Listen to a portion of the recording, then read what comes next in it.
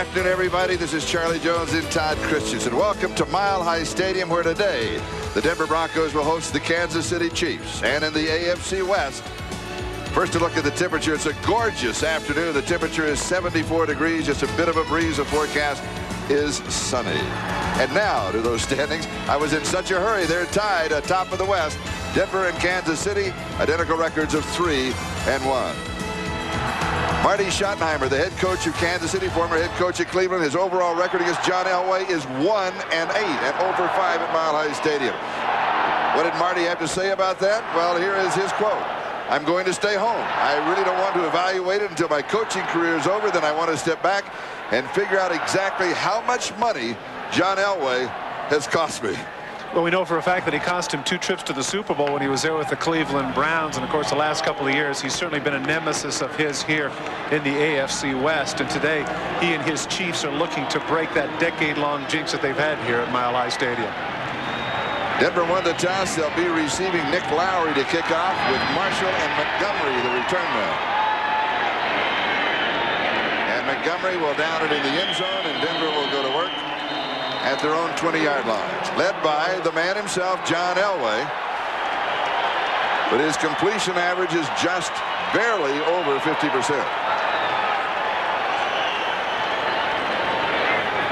Elway will be joined by Gaston Green and Reggie Rivers in the backfield. Russell Jackson, the wide receivers. Clarence Kay is the tight end. And that offensive line of Freeman, Davidson, Karts, Wydell, and Lanier. And Russell Freeman, the rookie at left tackle, has his work cut out for him today, as he will be across from Derek Thomas all afternoon. They start with the H-back, Shannon Sharpe, and they put him in motion. And Elway hits Shannon Sharpe. And he opens with a completion. He'll pick up about 9 yards on the play. Martin Bayless with the tackle. And defensively, the front 7, Smith, Salimua, that foot is okay. Moss, Martin, Randall, Simeon, and Derek Thomas. And in the secondary, Lewis, Ross, Bayless, and Mincy. They spotted at the 28-yard line, so it'll be 2nd down and 2. One of the things that Denver wants to do is keep this defense off balance, and by throwing on 1st down, coming up 2nd and 2, that certainly helps the creativity of the offense for the Denver Broncos. And the H-back, Shannon Sharpe in motion. And here is Gaston Green, a little hip move to the outside, and he is then brought down by Chris Martin. Well, Gaston Green, you remember last year, had the 1,000-plus season, had a number of runs over 40 yards, and went to the Pro Bowl. And of course, it was his play that made Bobby Humphries expendable so they could trade him to Miami. But thus far, he's had a difficult time getting on track. 45 carries for 120 yards. He has yet to really exemplify the style and skill that made him a Pro Bowl back last year. 3rd down and 1. Vance Johnson back from that injury. He had the shoulder surgery the last week in July, is into the set. Reggie Rivers is also there. And the give is to Rivers. He needs a yard. He needs to get to the 30, and he does. He got past the 30-yard line, but Charlie, there's something right there that exemplifies the lack of confidence that the Broncos have in their running game. Here you have 3rd and 1. What do you win? You're in a spread formation, 3 wide receivers. You know, they go to the trap inside. Randall tackles it, but not before he gets across the line. But maybe that says something about the Broncos' confidence in their offensive line, that they have to spread them out on 3rd and 1. And the ball resting just past the 30-yard line. And it's 1st down Denver, opening drive of the ball game. No score. The Denver Broncos and the Kansas City Chiefs.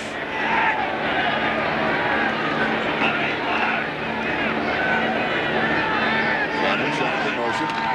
And Elway gives to Gaston Green.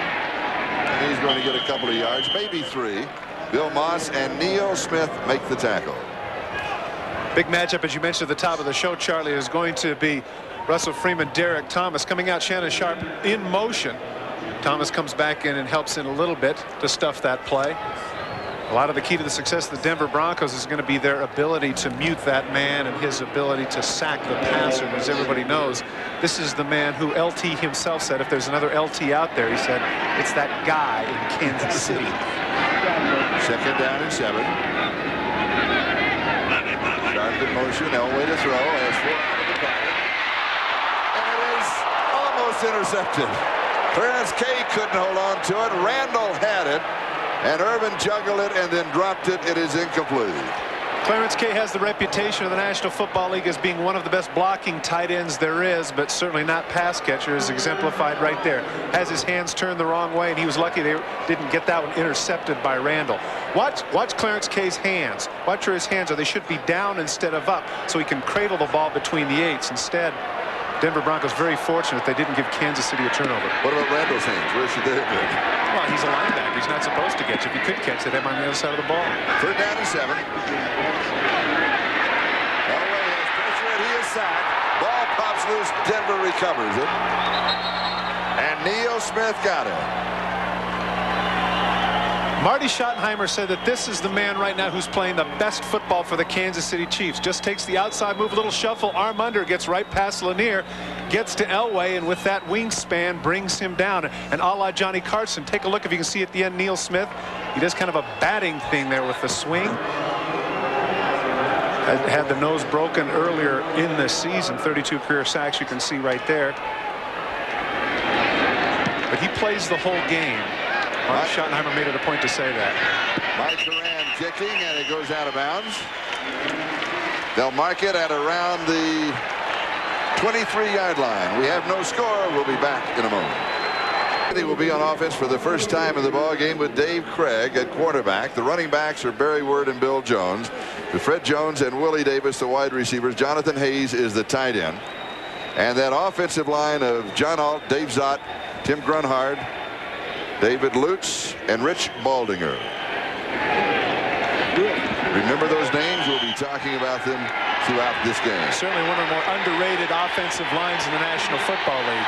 Doing an outstanding job opening the holes for Barry Word. First down, 23-yard line. And the pitch to Word. He makes the cut. He's across the 30, the 35. And the last man gets him. Tyrone Braxton saves the touchdown. 26 yards. This is just a matter of poor tackling here. He cuts to the left, and it looks like they have it boxed in. Now watch when he makes the cutback. The pursuit of the linebackers just isn't there. Dennis Smith gets cut. Now watch if he cuts back here. If he cuts back against the grain, Braxton's the only guy left. If he could have waited just a little bit longer there with J.J. Burton, he might have gone the distance. First down, 49-yard line.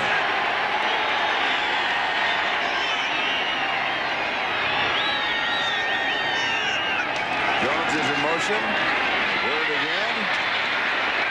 To the 46-yard line. He picks up 5. It'll be 2nd down and 5. And defensively for Denver, it is Soche, Cragen, Walker with the linebackers, Kroll, Brooks, Mecklenburg, and Fletcher. And in the secondary, Braxton, Henderson, Smith, and Atwater. Keith Traylor is in for the injured Michael Brooks. Brooks had a deep thigh bruise earlier in the week, and so as a result, they had Traylor coming in to play some inside backer for him. 2nd down and 5. The ball at the Denver 46-yard line. No score in the ball game. Just over 10.5 minutes left to go. We're in the first period.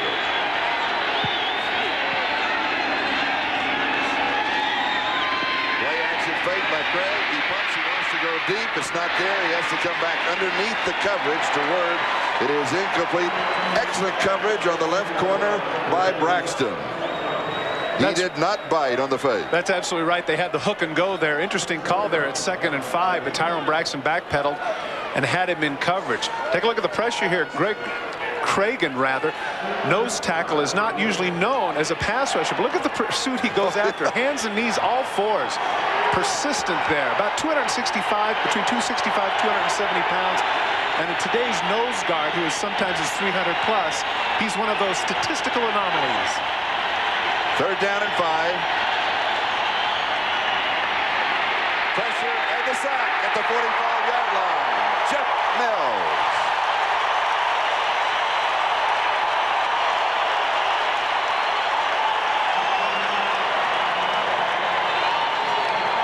Wade Phillips said that Jeff Mills would be playing a lot for the Denver Broncos today because of his pass skills in the defense, but instead here he actually is a rusher here, and he spikes Dave Craig.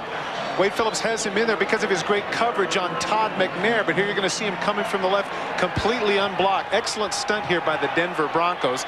Craig never sees him. He never had a chance. Barker to kick, has pressure. Arthur Marshall, the return man, fair catch as he looks into the sun. He takes it at the 12-yard line. We have no score. 9 minutes and 50 seconds left to go. We're in the first period. Back in a moment. On NBC is brought to you by Pontiac and your nearby Pontiac dealers. We are driving excitement. By Little Caesars Pizza, where you always get 2 great pizzas for 1 low price. By the Diamond Anniversary Band. This year, tell her you'd marry her all over again. And by cold filtered Miller Genuine Draft. Get out of the old, get into the cold. Welcome back to Mile High Stadium on this absolutely gorgeous afternoon in Denver. Broncos' second opportunity on offense when we have no score, as Elway starts from his own 12-yard line. With Gaston Green. And he's going to pick up about 4 yards on the play. Maybe to the 16-yard line. Let's see where they spot it. Salih Amua making the stop. So many times in the past, Charlie, these games have been decided by turnovers, and you could see deep in their own territory that at this point the Broncos don't want to take too many chances, want to be conservative here inside their own 20. They spot it at the 15-yard line. It'll be 2nd down and 7.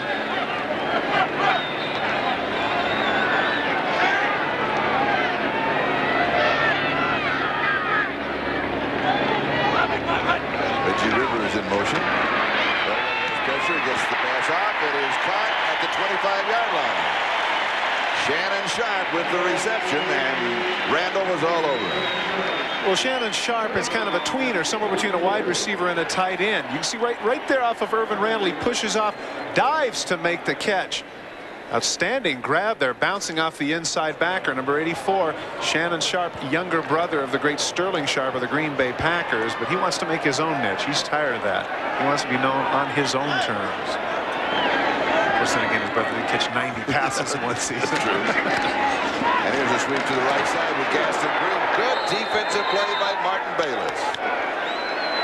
Bayless, one of only 3 members of the Kansas City Chiefs who have a victory, who have tasted victory here at Mile High Stadium. And this is why he has the nickname Bam Bam. Goes right through the block there of Victor Jones and upends, I mean literally upends Gaston Green on his noggin. Martin Bam Bam Bayless. His wife Pebbles doesn't appreciate that, but nonetheless, that's the nickname he has. That's my version of humor, which obviously went on deaf ears. Okay, well, we'll leave that one. Well, I was busy at the time, fortunately. When we talked with Martin last night, he made the point that he said what a thrill it is to be in a team that's 3-1 as opposed to his old Charger team, which of course is 0-4. Elway, lots of time, throws over the middle. The pass is complete. It is Reggie Rivers, and he just fights his way to the 30-yard line. He picks up a total of 9 yards on the play. So it's going to be 3rd down and 5. Well, last week against the Cleveland Browns, Reggie Rivers solidified his position as the starting fullback for the Denver Broncos. And of course, here he is stand up against Dale Carter, kind of a wide receiver situation. They're looking to him to do some of the things that Steve Sewell has done for them in the past, to have that kind of versatility. And of course, last week against the Browns, he had a 48-yard run. And of course, his play enabled him this week to waive Robert Perriman, who before had been their starting fullback. 3rd down and 5. Marshall is in motion. Elway to throw from the shotgun. And he's going to scramble for it. He can be dangerous. And he makes it. He'll pick up the 1st down. Doug Terry makes the tackle. But Elway, who has an elusive speed, you really don't think he is that quick until he needs that extra yard. This is frustrating for defenses right here. Great coverage in the secondary, outstanding man-for-man coverage, but because you're man-for-man, you have your back turned. And he with Charles Mincy in the middle of the field watching John Elway, who is still able to get up, utilize his speed and his escapability to get the 1st down. He needed 5. He got 6. 1st down at the 36-yard line. Greg Lewis now in the backfield for the Broncos. And he's the ball carrier. And he's going to get a couple of yards. Let's mark it Let's mark it to, well, I'll call it the 38-yard line, and it'll be 2nd down and 8.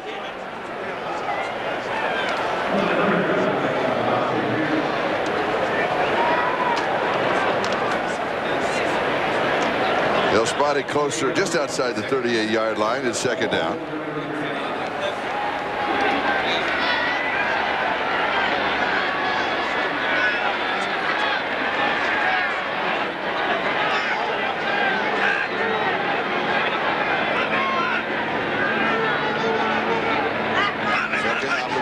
Offense for Denver. No score. Kansas City's had the ball once. Elway with all the time in the world. He's throwing that away. He figured enough is enough. That was really a one-man pattern trying to get it to Shannon Sharpe, and I mean Martin Bayless was all over him. He just had him by the jersey, and I'm looking at Charlie Waters down the sidelines absolutely screaming at the back judge. Shannon Sharpe right now is having a bit of an argument with the official as it is. And let's go back to the comment on Martin Bayless, one of 3 members of the Kansas City Chiefs who have won here at Mile High Stadium. He, of course, won when he was with San Diego. Dave Craig won when he was with the Seahawks. And Nick Lowry is the only Kansas City Chief who won here in a Chief uniform. 3rd down. First down.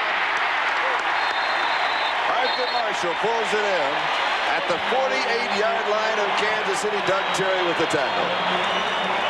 What Arthur Marshall does here is his ability to find a seam in the zone. This is very rare when you have the opportunity to have a young receiver who can see in the seams. Right here in the seam is where Marshall's going to come down. And instead of turning out and running into the defender, he's going to idle down, and Elway is going to be able to find him for the first down. Very rare that you have a young receiver that has that heads-up ability. Right there, he slows down before he's going to get hit by Darryl Malone. First down for the Broncos. Good play by the youngster.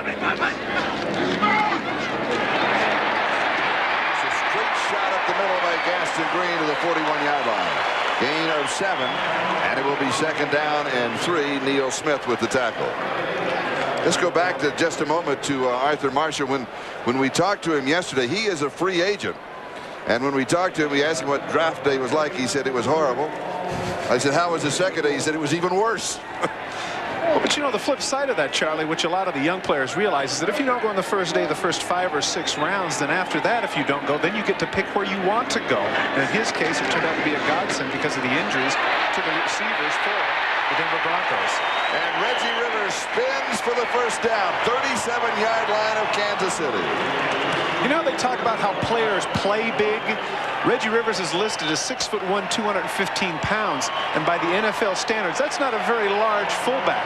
But by the way he runs much larger. Take a look at the number of tackles he breaks here. One at the line of scrimmage. There's another one. He breaks through Simeon's hand tackle, runs through Albert Lewis to get the first down. Reggie Rivers showing that he's a lot stronger than the normal 215-pound back. First down, Denver. Ball just inside the Kansas City 37-yard line. And we have flags. Denver started this drive back at their own 12-yard line. 3 minutes and 13 seconds now the time remaining in the first quarter with no score. False start prior to the snap on the offense, number 88, 5-yard penalty. It remains first down. Ed Hockley is our referee today. Clarence Kay, watch the bottom of your screen right there, Clarence Kay. What people forget here, though, Charlie, is that as a receiver, technically he could do that if he gets back. But if it's an intentional move to draw the guy off sides, evidently that's what the official felt. Because I know as a tight end, I flinched a couple of times. I was able to get back, and it was all right. Elway is completed 4 of 6 for 40 yards.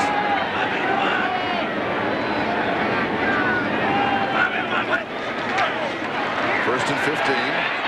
And he misses Sharp, and it'll be 2nd down and 15.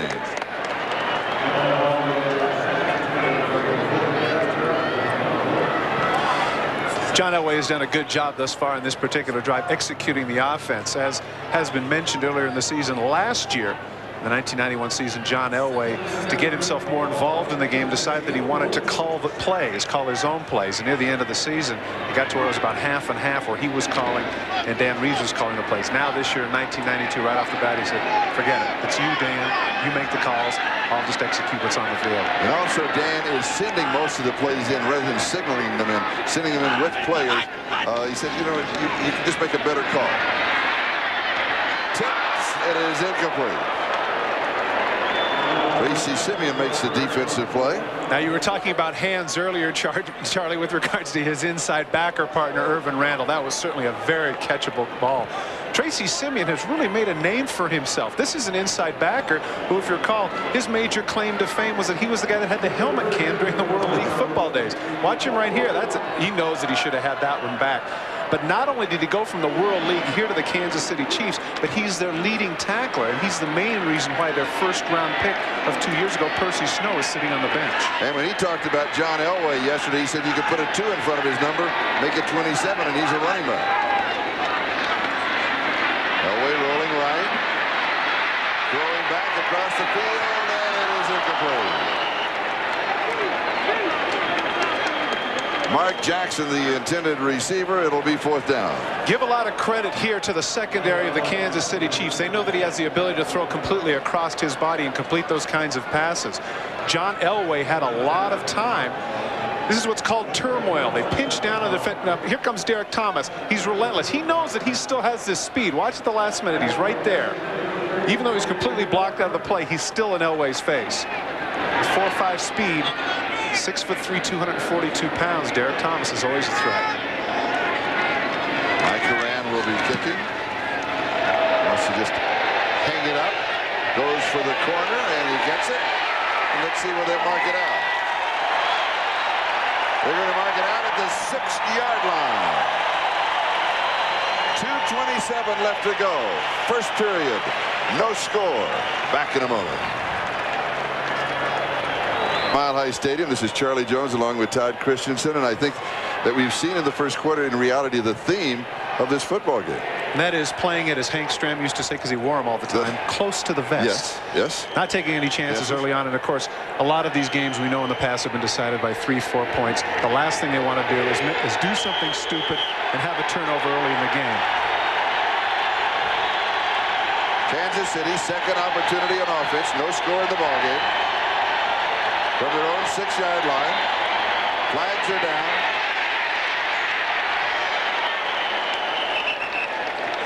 Very worried, the ball carrier. Cragen with the tackle, and it looked as if the Broncos were in the neutral zone when the ball was snapped. And it appeared, Charlie, that it was Kenny Walker. If indeed that's the call, it could have been that he was drawn off. Offsides on the defense, number 96. 5-yard penalty. Repeat, first down. It is Kenny Walker, number 96. And interesting that he should be drawn off. Yeah, interesting because of the fact that, of course, you're well aware at this point, if you've been following Denver Bronco football or football in general, that this man is the only deaf player in the National Football League. So Kenny Walker is someone who has to look in at the ball to be snapped. He wouldn't be fooled by a hut. I was on a Caribbean cruise with the NFL players. He was there, and when I said hello to him, he said, "Well, your stomach is flatter now than it was at the end of the cruise." And that took a lot of signing to do to explain that to me what he was talking. No, he just made the big move. Yeah, well. All right, Barry Word carrying with Cragen and Soche on the tackle. I'm just angry that you went on a Caribbean cruise and I didn't. Never mind that you were fat. I know. But that was only a momentarily. Second down and 2. The ball at the 14-yard line.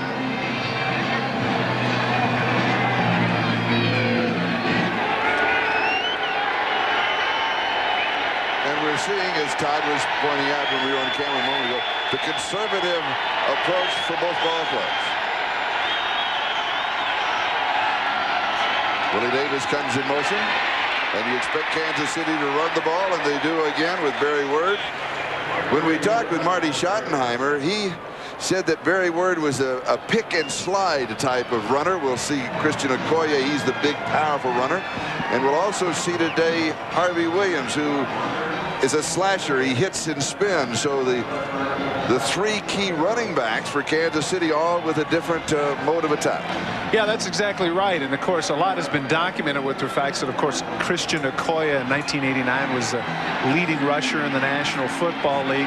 They drafted Harvey Williams in the first round last year. He showed them a lot of speed and versatility. But thus far, particularly in the last two games, the brunt of the load has been carried by Barry Word. Barry Word, 6'2", 245 pounds, and here he comes again. He is pushed back. A flag is down. I don't think they got the playoff, Charlie.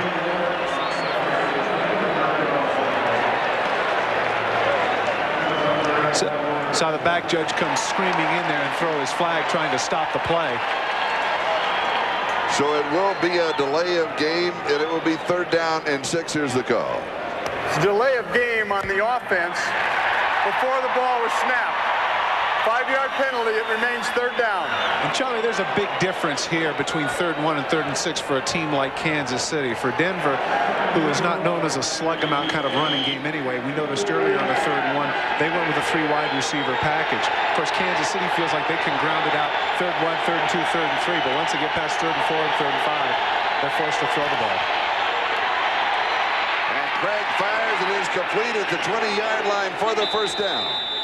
He goes to Emil Harry, and he is brought down by Charles Dimry at the 20. He needed 6. He got 10. 1st down. And with that play, we come to the end of the 1st quarter, and we have no score between the Kansas City Chiefs and the Denver Broncos.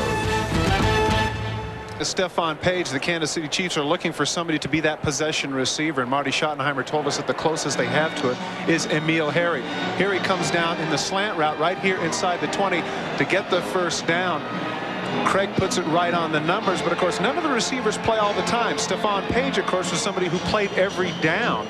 What's been happening here is they've been shuffling people in and out, and now because of some injuries, they have to do that even more. And I really think, Charlie, that hurts the continuity of a quarterback, not being able to get used to 1 or 2 specific receivers. May not affect Kansas City that much because they rely so much on their running attack versus their throwing attack. But you know that down the line, if they're down by 7 or 10 points in the 4th quarter, they got to throw the ball. And here is Word out to the 24-yard line. Gain of 4 will be 2nd down and 6. Steve Atwater making the tackle along with Braxton. A check of the 10-minute ticker. Minnesota coming from behind in the 4th quarter, scoring 3 touchdowns and 3 extra points for that win. Dennis Green has them going there now, 4-1. They're leading the NFC Central, and Tampa Bay could have tied them if they would have defeated Indianapolis today. But in falling now, they go to 2nd place at 3-2. And a big win for the Colts. Giants and Raiders no score. Jeff George is back. Yes. Yeah, that had a lot to do with it. That'll make a difference. Washington with the early lead over Phoenix. And here is Barry Word around the corner. He is the only Kansas City Chief to have carried the ball thus far in the ball game. Tyrone Braxton with the tackle. Well, that's not really surprising, Charlie. His fullback, Bill Jones, in 1991 had no carries in the entire year. What Barry Word contributes here, look at that. 6'1", 245 pounds. You don't think that a guy that size can get to the outside, but he can. And his ability to bounce to the outside and lower his pads at 240-plus pounds, that's tough on the secondary of the Broncos. He comes out for a breather, and Christian Okoye replaces him, and there's no rest for the defense. Okoye at 6'1", 260 pounds.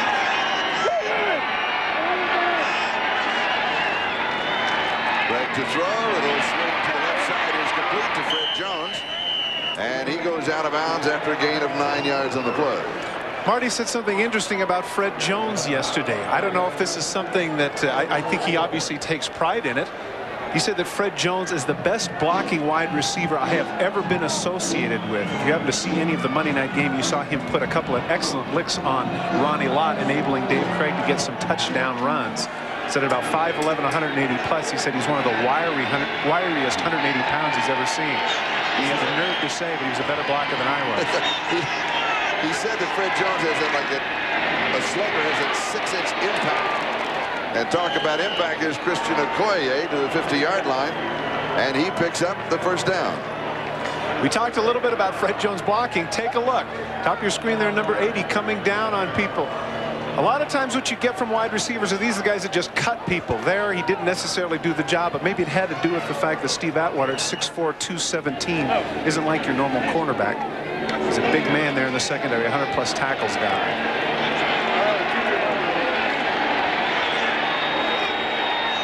First down, 50-yard line, no score in the ball game. Just under 12 and a half to go in the first half. Play action fake. Craig goes deep, has a man, and he hits him at the 5. Touchdown. What a throw. Willie Davis. What a great throw by Dave Craig. Right on the money.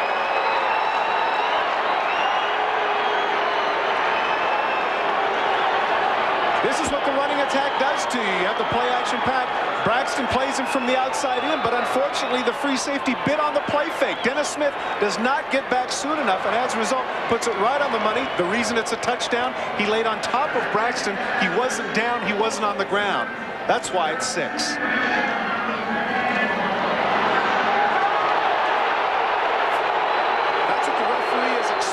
To the people in the stands, and they're booing, but if we get a chance to see it again, take a look when he falls down. He's going to fall down right on top of Braxton. What a throw here by Craig. Right on the hands. Davis is going to catch the ball. Now watch where he falls. As he gets pulled over, he falls on top of his body. He's not on the ground yet. Now he's on the ground, and when he's on the ground, he's over the goal line. Heads up by the officials. With the extra point. And it is good, and for Willie Davis, his first career touchdown in the National Football League, and Kansas City takes the lead 7-0. Drive for the Kansas City Chiefs, 8 plays, 94 yards, time consumed just over 5 minutes, and the touchdown pass from Dave Craig to Willie Davis, 50 yards. And now Nick Lowry will be kicking off with number 86, Arthur Marshall, and number 22, Alton Montgomery, the return man.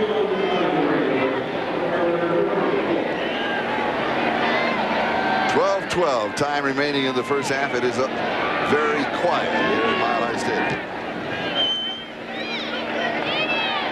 From the goal line, here is Arthur Marshall on the return. And he is hit and down at the 17-yard line. And it was Benny Thompson who got it. And we'll be back with more of the Denver-Kansas City game in a moment. Here's another look at the Thompson tornado. Many times I like to look at number 46 making tackles on special teams. Benny Thompson, an outstanding Plan B acquisition from the Detroit Lions. They got him to do just this thing, to come down and make plays inside the 20. Bang! Didn't have a chance. Had a little bit of problem there with the shoulder. But this is how this man makes his living, and more and more. It looks like he hurt himself celebrating a little bit. That's very. He's all right. He's a pinched nerve. It's okay. Yeah. But more and more in the National Football League, people like this are staying in the league, even if they can't start, because of their ability to cover. And Benny Thompson shows right there that, like his namesake for the New York Giants, who made his name, Renee Thompson, is a specialist teamer. He's doing an outstanding job for the Chiefs. Denver trailing 7-0. First down now from their own 17-yard line. And Sharp in motion. A nice move, almost breaks it. He picks up 10. Let's go back to the Kansas City touchdown. Key to this play is the play action. Watch Dennis Smith start to look into the backfield a little bit and come up here. And then he's going to try and turn to run at the last minute, and it's not going to be there. Willie Davis is going to run to the post, and it's going to be unoccupied. Dennis is the one that has to be back here, and the result is a great play action fake by Craig, and then the throw enables him to get a touchdown. Turns to run, and that's too late. And a perfect pass. It was. You know, Dave Craig has a reputation for being the quarterback who can only be successful on a team that has a running game. Get a chance to show you a little bit later a graphic of the number of great people that he has passed in his career. But I think he would be the first to say that he doesn't want to be known as a quarterback that all they can do is hand off and not get you beat. I played too many games against Dave Craig to know that he can do more than just that. And as you saw, it is a first down for Denver. 11:43 time remaining in the second quarter, so the Denver Broncos have now played the last 10 quarters without scoring a touchdown. That certainly has to have Dan Reeves concerned. The offense just isn't putting out what it should have. Play action fake by Elway. And the pass is complete to Mark Jackson. And a first down. So back-to-back first downs for the Broncos. Kevin Ross with the tackle. One thing that has been impressive, though, about the Denver Broncos thus far is the pass protection. Play action freezes them a little bit, but look at this. Plenty of time to throw. Fairly deep out right there by Mark Jackson. Mark Jackson on the comeback route. Kevin Ross turned around a little bit. He breaks to the ball, but a little bit too late. Elway puts it right on the money. When we talked with John yesterday, Elway said, I'm holding the ball a little bit longer. I'm really not that confident of the routes that my receivers are running, and I'm not throwing on the break. I'm waiting until after the break. But his two key receivers the last couple of years have been Michael Young and Vance Johnson. Of course, both of them got hurt early in the season. Michael Young still on injured reserve, able to come off after next week, and Vance Johnson is off of injured reserve, but I would imagine, Charlie, that he will contribute little today. Reggie Rivers picking up 4 on the play. Tracy Simeon with the tackle at the 44-yard line, and it's going to be 2nd down and 6. And there is Vance Johnson, number 82. They said with that shoulder surgery that he had on July the 28th that he would miss 8 games, and he said no way. And he missed 4, and he's back for the 5th. Shannon Sharp in motion, Elway to throw.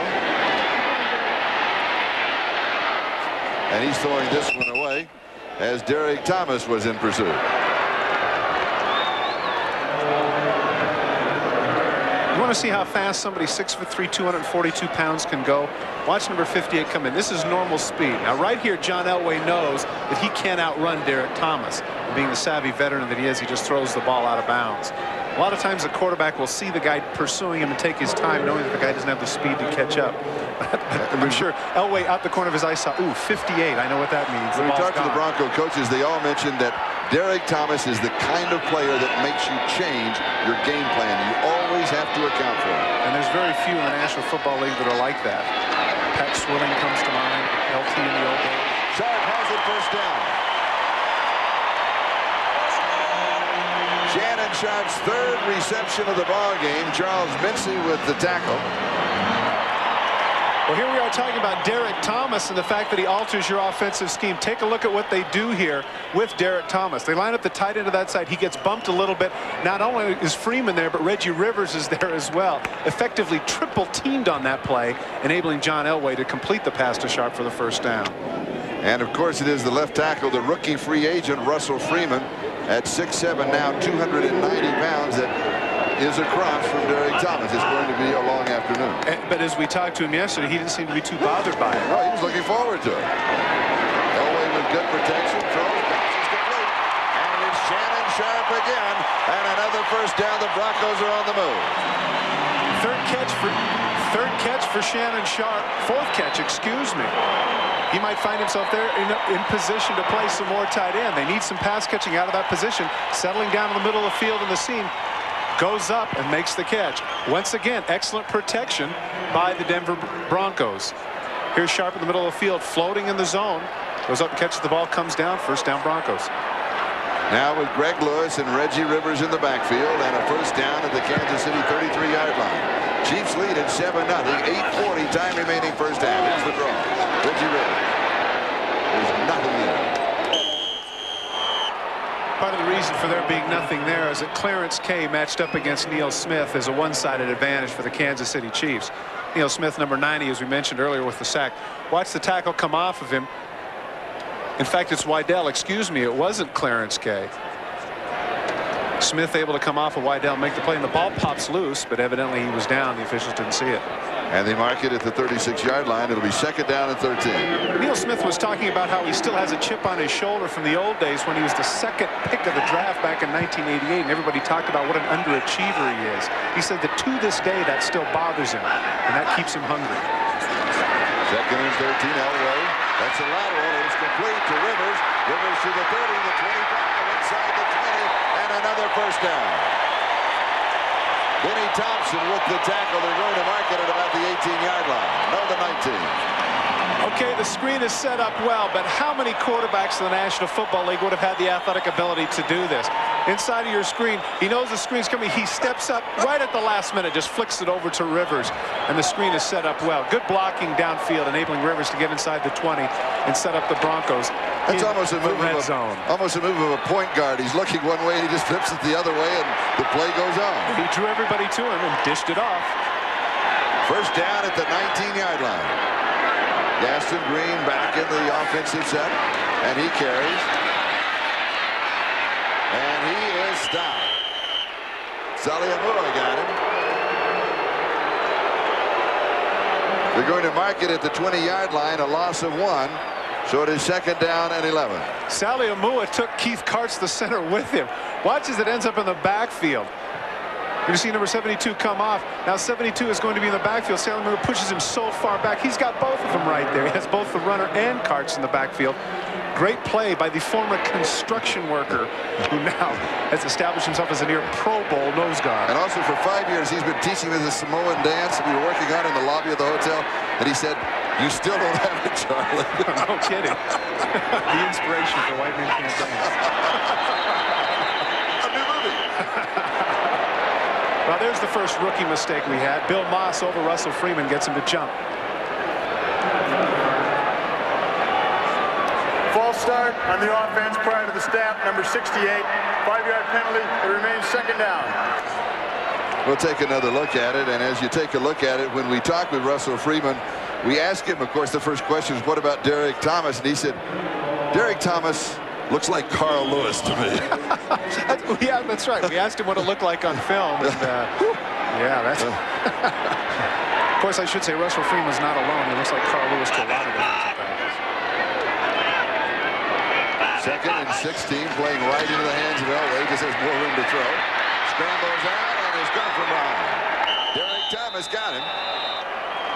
Well, Derek Thomas got him, but they did a good job actually protecting. That's heads up on the part of Thomas to contain John Elway. Once again, watch what the Denver Broncos do. The tight end lines up onto the left side. He has to go all the way outside. And both Reggie Rivers and Russell Freeman are on Derek Thomas. Once he scrambles out, Thomas sees that and tackles Elway for a minimal gain.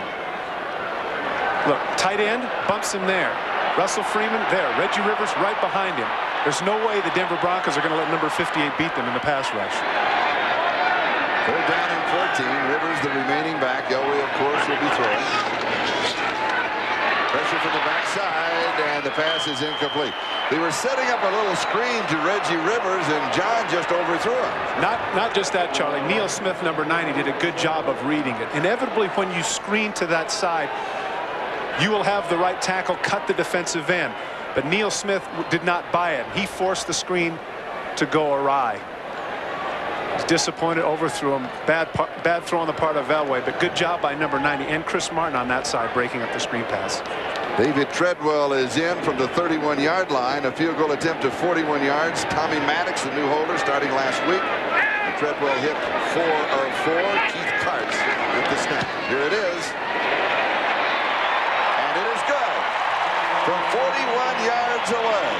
The score, Kansas City 7 and Denver 3. Back with the kickoff in a moment. NBC is brought to you by Burger King, where you can get it your way right away at Burger King now. By MasterCard.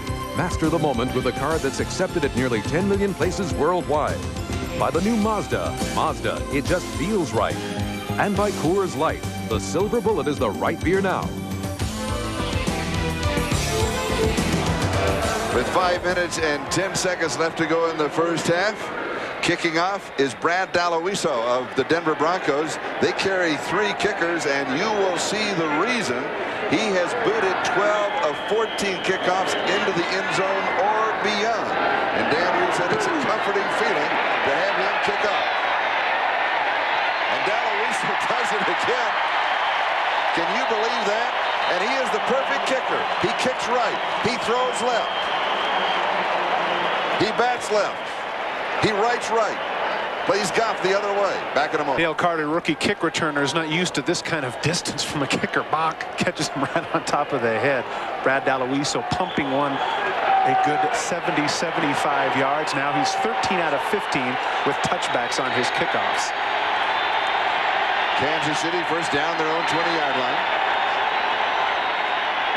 Craig to throw on first down. Pass is complete over the middle to Todd McNair. When everybody expects the Chiefs to come out running, they come out throwing. And they have the first down just shy of the 35-yard line. Next Sunday, NBC Sports presents an action-packed NFL doubleheader beginning at 12:30 Eastern Time with NFL Live, Seattle, Dallas, Pittsburgh, Cleveland, Buffalo and the Raiders, Houston and Cincinnati. That is all next Sunday here on NBC. First down, Kansas City.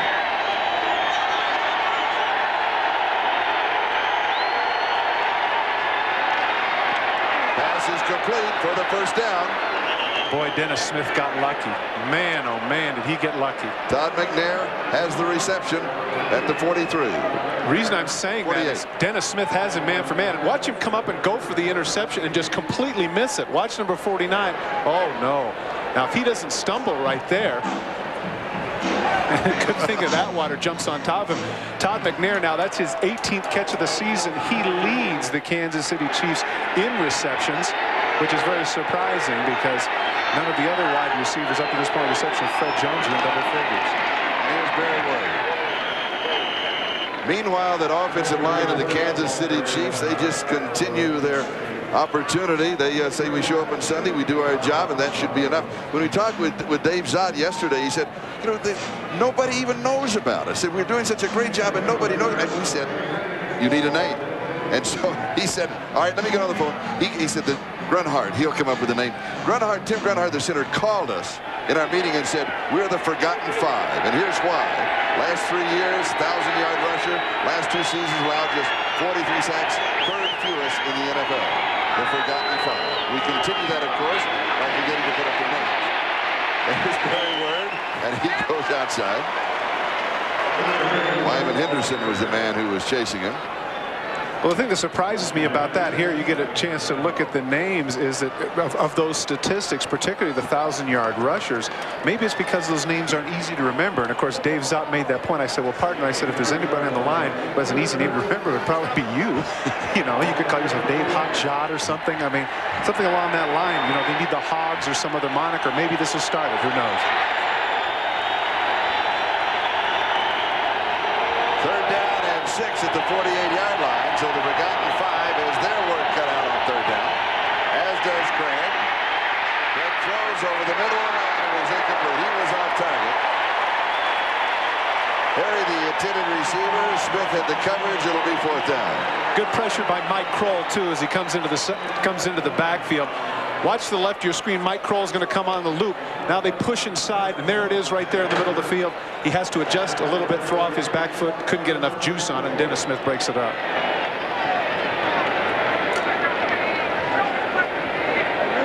So Brian Barker will be kicking. Arthur Marshall is the return man.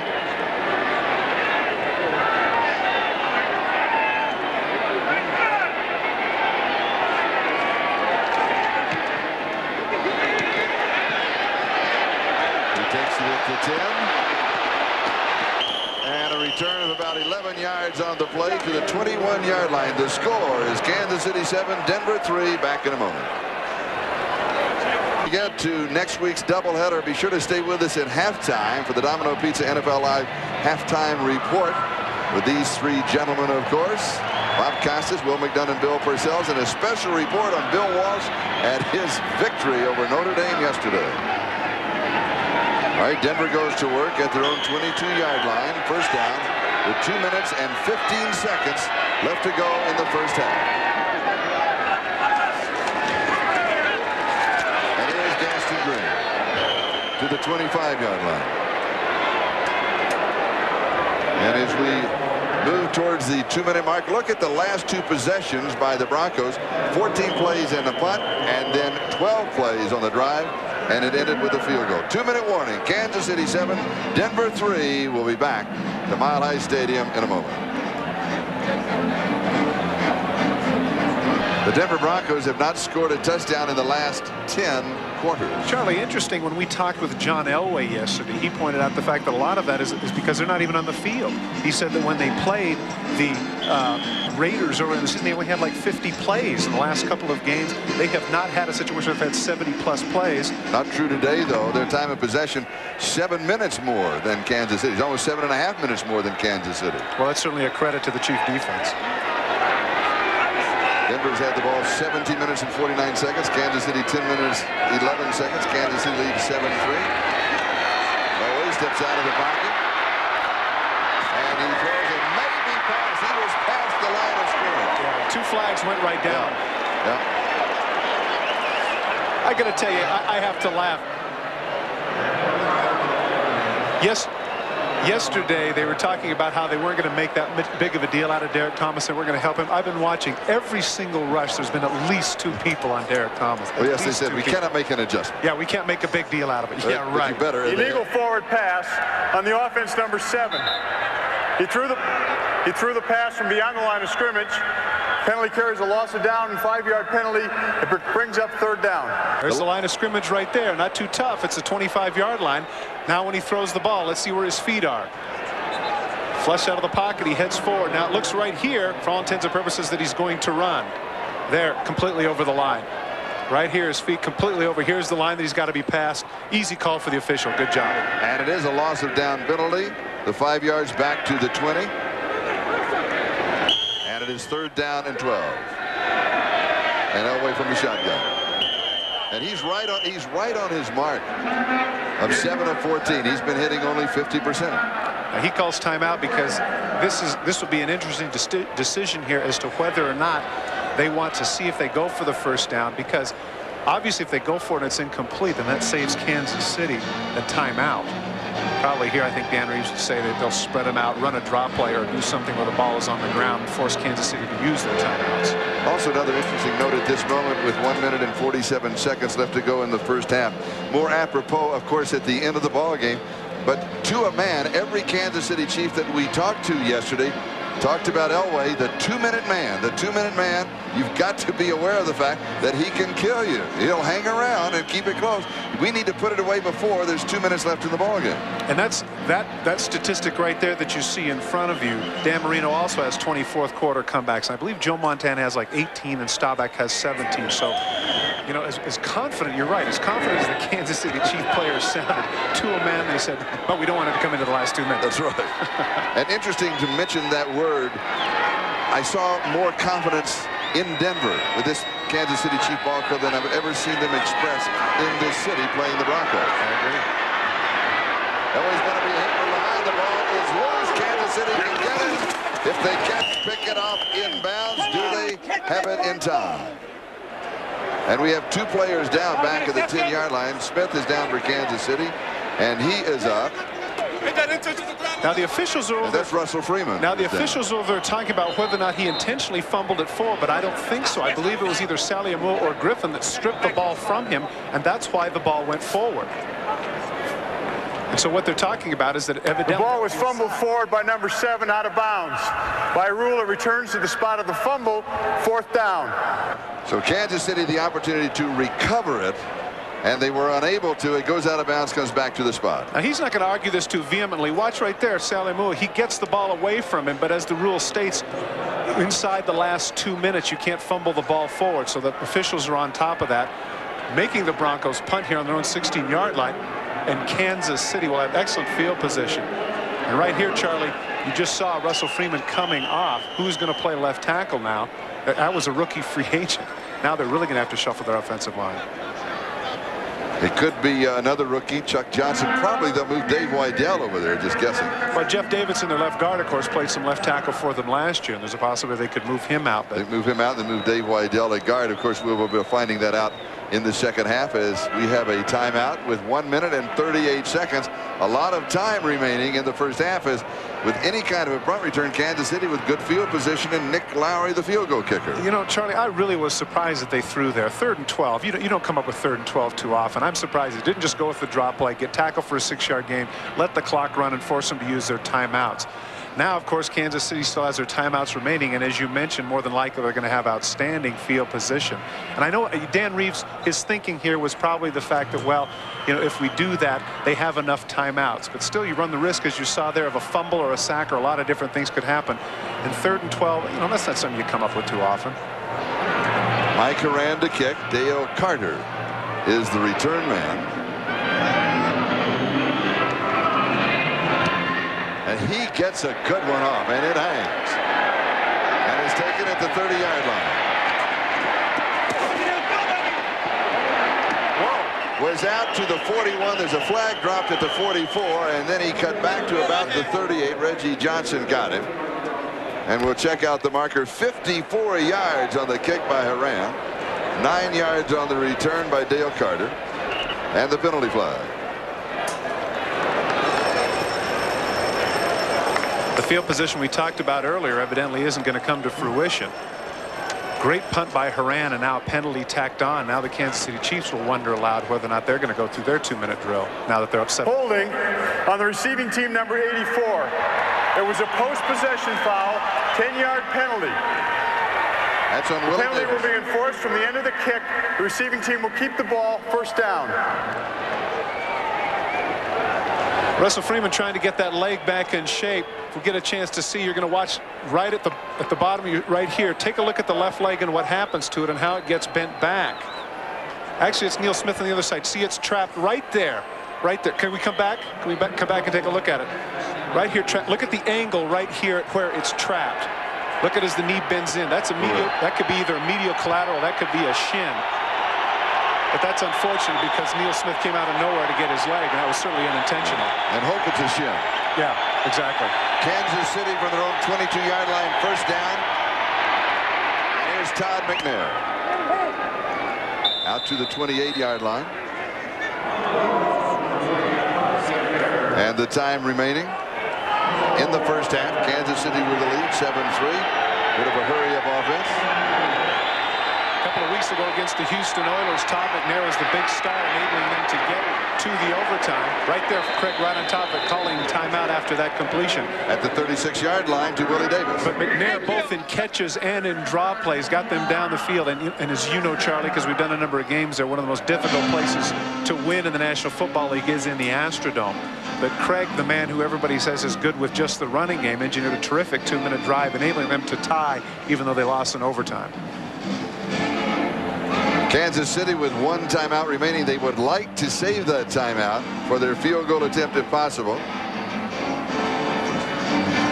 And be sure to stay with us for the Domino Pizza NFL Live halftime report with Bob Costas, Will McDonough, Bill Parcells, and a special report on Bill Walsh and his victory. Stanford over Notre Dame yesterday. And they came from what? They were down, what, 16-0? 27 unanswered points is what Stanford did. Yeah. And very, very impressive. I mean, I guess he's back to being the genius again.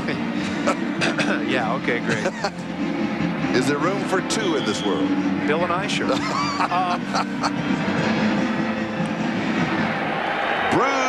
left calf. Bruised left calf. The report on Russell Freeman. Good news for the Broncos.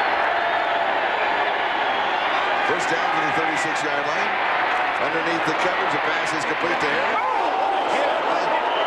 Freddie Jones came back and just absolutely poleaxed Tyrone Braxton. Crossing route. Oh, goodness. And he has hurt their signaling for the trainers quickly to come across the field. Oh, my. Braxton just never saw him coming. Underneath route to Emil Harry, and Jones comes from the other side, and he just never sees him.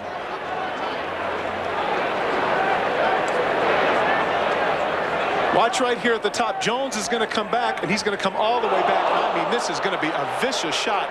Nothing illegal about it. His head's in front. Bang! Down he goes. Now look at the excitement of the Kansas City Chiefs. Here's another look at it. Now watch when the Chief players come out. Watch these players come out right here, all excited about. That's the way to hit people. Look at that excitement. And Schottenheimer. Now see now. Right here to me, that's a class act right there. Marty Schottenheimer knows that a player is hurt and is waving the people over there to take a look at it. And his trainers, of course, the Kansas City trainers are there immediately. And Marty wasn't kidding us yesterday when he talked about Fred Jones and his blocking ability, was he? Well, again, in that situation, that's pretty easy when the guy doesn't see you coming. And Fred Jones right there. Look at him kneeling down right here. Look at Fred Jones, very concerned. He wants to put a big hit on somebody. He wants to make the play, but he certainly doesn't want anybody to get hurt. And look at this right here. He comes over to say something to him. He said, look, all right, everything's square. I like that. That's real sportsmanship as he crosses himself and says, thank goodness Tyrone Braxton's okay. Now we're going to take a look at that hit one more time. Now this is at full speed, not slow motion. You think this game isn't physical? Watch here in the middle of your screen. Watch from the top. Watch number 80 come back. full speed. Yow. Ooh. Look at the reaction of his teammates right there. But once they, you know what I thought, what was classy about that? They're excited for the hit.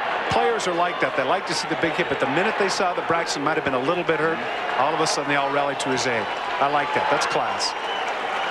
52 seconds left to go in the first half.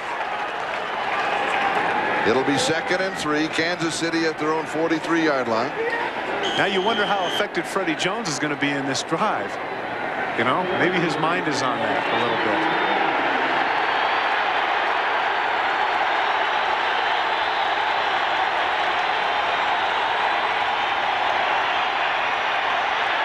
Craig deep over the middle. This one is incomplete. Flag is down. Hurry, the intended receiver, Dennis Smith, went up for the interception. Now, here's I know what the official saw. He saw collision before the ball, but Dennis Smith was going for the football. He anticipated that well. He was completely going for the football, as you're going to get a chance to see here on the replay.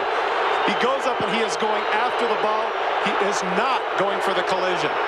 Watch number 49. Watch the middle of your screen. Watch him going after the football. He's going for the catch. And in going for the ball, both men have equal right to the ball, and that's collision right there. That's not a good call by the official. That is a terrible call by the official, because once that ball is up, equal rights as a receiver, the defender and the offensive player, and he was going for the ball. You're absolutely right. And Charlie, you and I have seen enough games to know that if that's reversed, if number 86 is on defense and number 49 is on offense, the exact same play, they would not call it. Here's the referee. He's going to make a statement. Pass interference on the defense, number 49. First down. Bad call.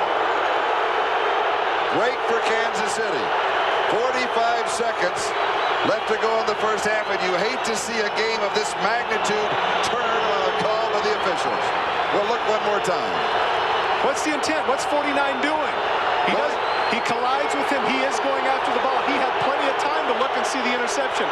Hopefully after this play, if we have the time, if we can get a side shot from the view, you can see number 49 going after the ball completely. But if not, it suffices us to see that number 49, Dennis Smith, wanted the football. He was not colliding with anybody. First down, 24-yard line.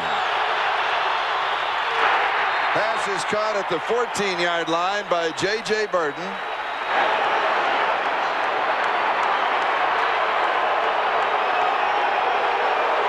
They're going to rule it incomplete. I thought he had it at the 14. Clock is stopped now with 41 seconds left in the first half.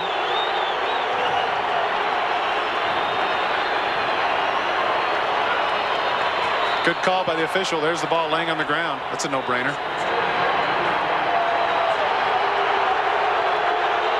The report on Braxton, it is a jaw injury. We'll have a further report for you in the second half.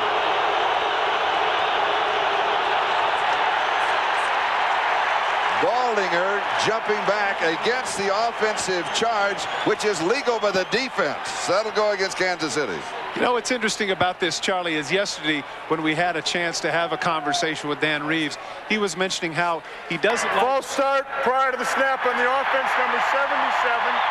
5-yard penalty. It remains second down. He mentioned how he didn't like the fact that the crowd noise could affect the offenses. I would guess that he's not thinking that right now. He likes very much the fact that the crowd is getting into the game and altering the count. Baldinger right here, he just flat out didn't hear it. He backed up. That's a good job there to get him to jump off. Difficult for tackles in the nickel offense because they're in space. They have to look in at the ball, which is what Baldinger's doing right now. Craig throws. The pass is complete at the 20-yard line to Fred Jones. Alabama stops the clock. 35 seconds left to go in the first half. Well, I guess now we don't have to ask the question whether or not that big hit affected Fred Jones. He does a nice job of coming back to the ball and helping out his quarterback. Craig rolls to his left. He's in a little bit of trouble. Now watch, the receiver's taught to come back to him. Come back to me. That's what he does. He comes back to the ball inside the 20 and heads up, gets out of bounds, and saves them a timeout. Third down and 6. Did you see the mascot almost kick him? The mascot almost kicked him in the butt. Don't fool with Fred.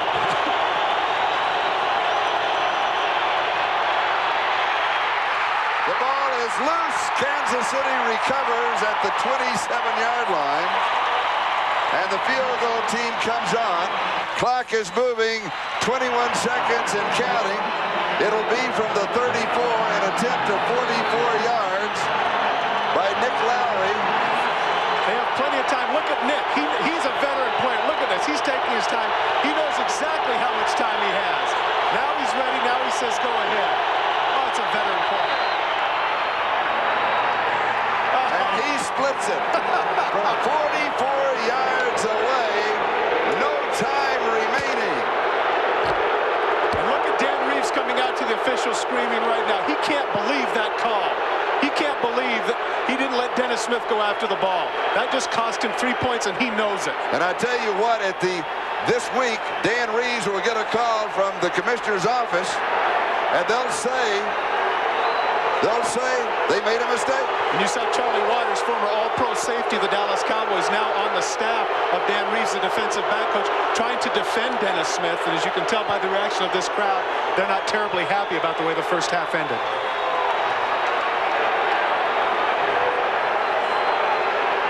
So it is halftime, and the score is Kansas City 10 and Denver 3 in the battle for the #1 spot in the AFC West.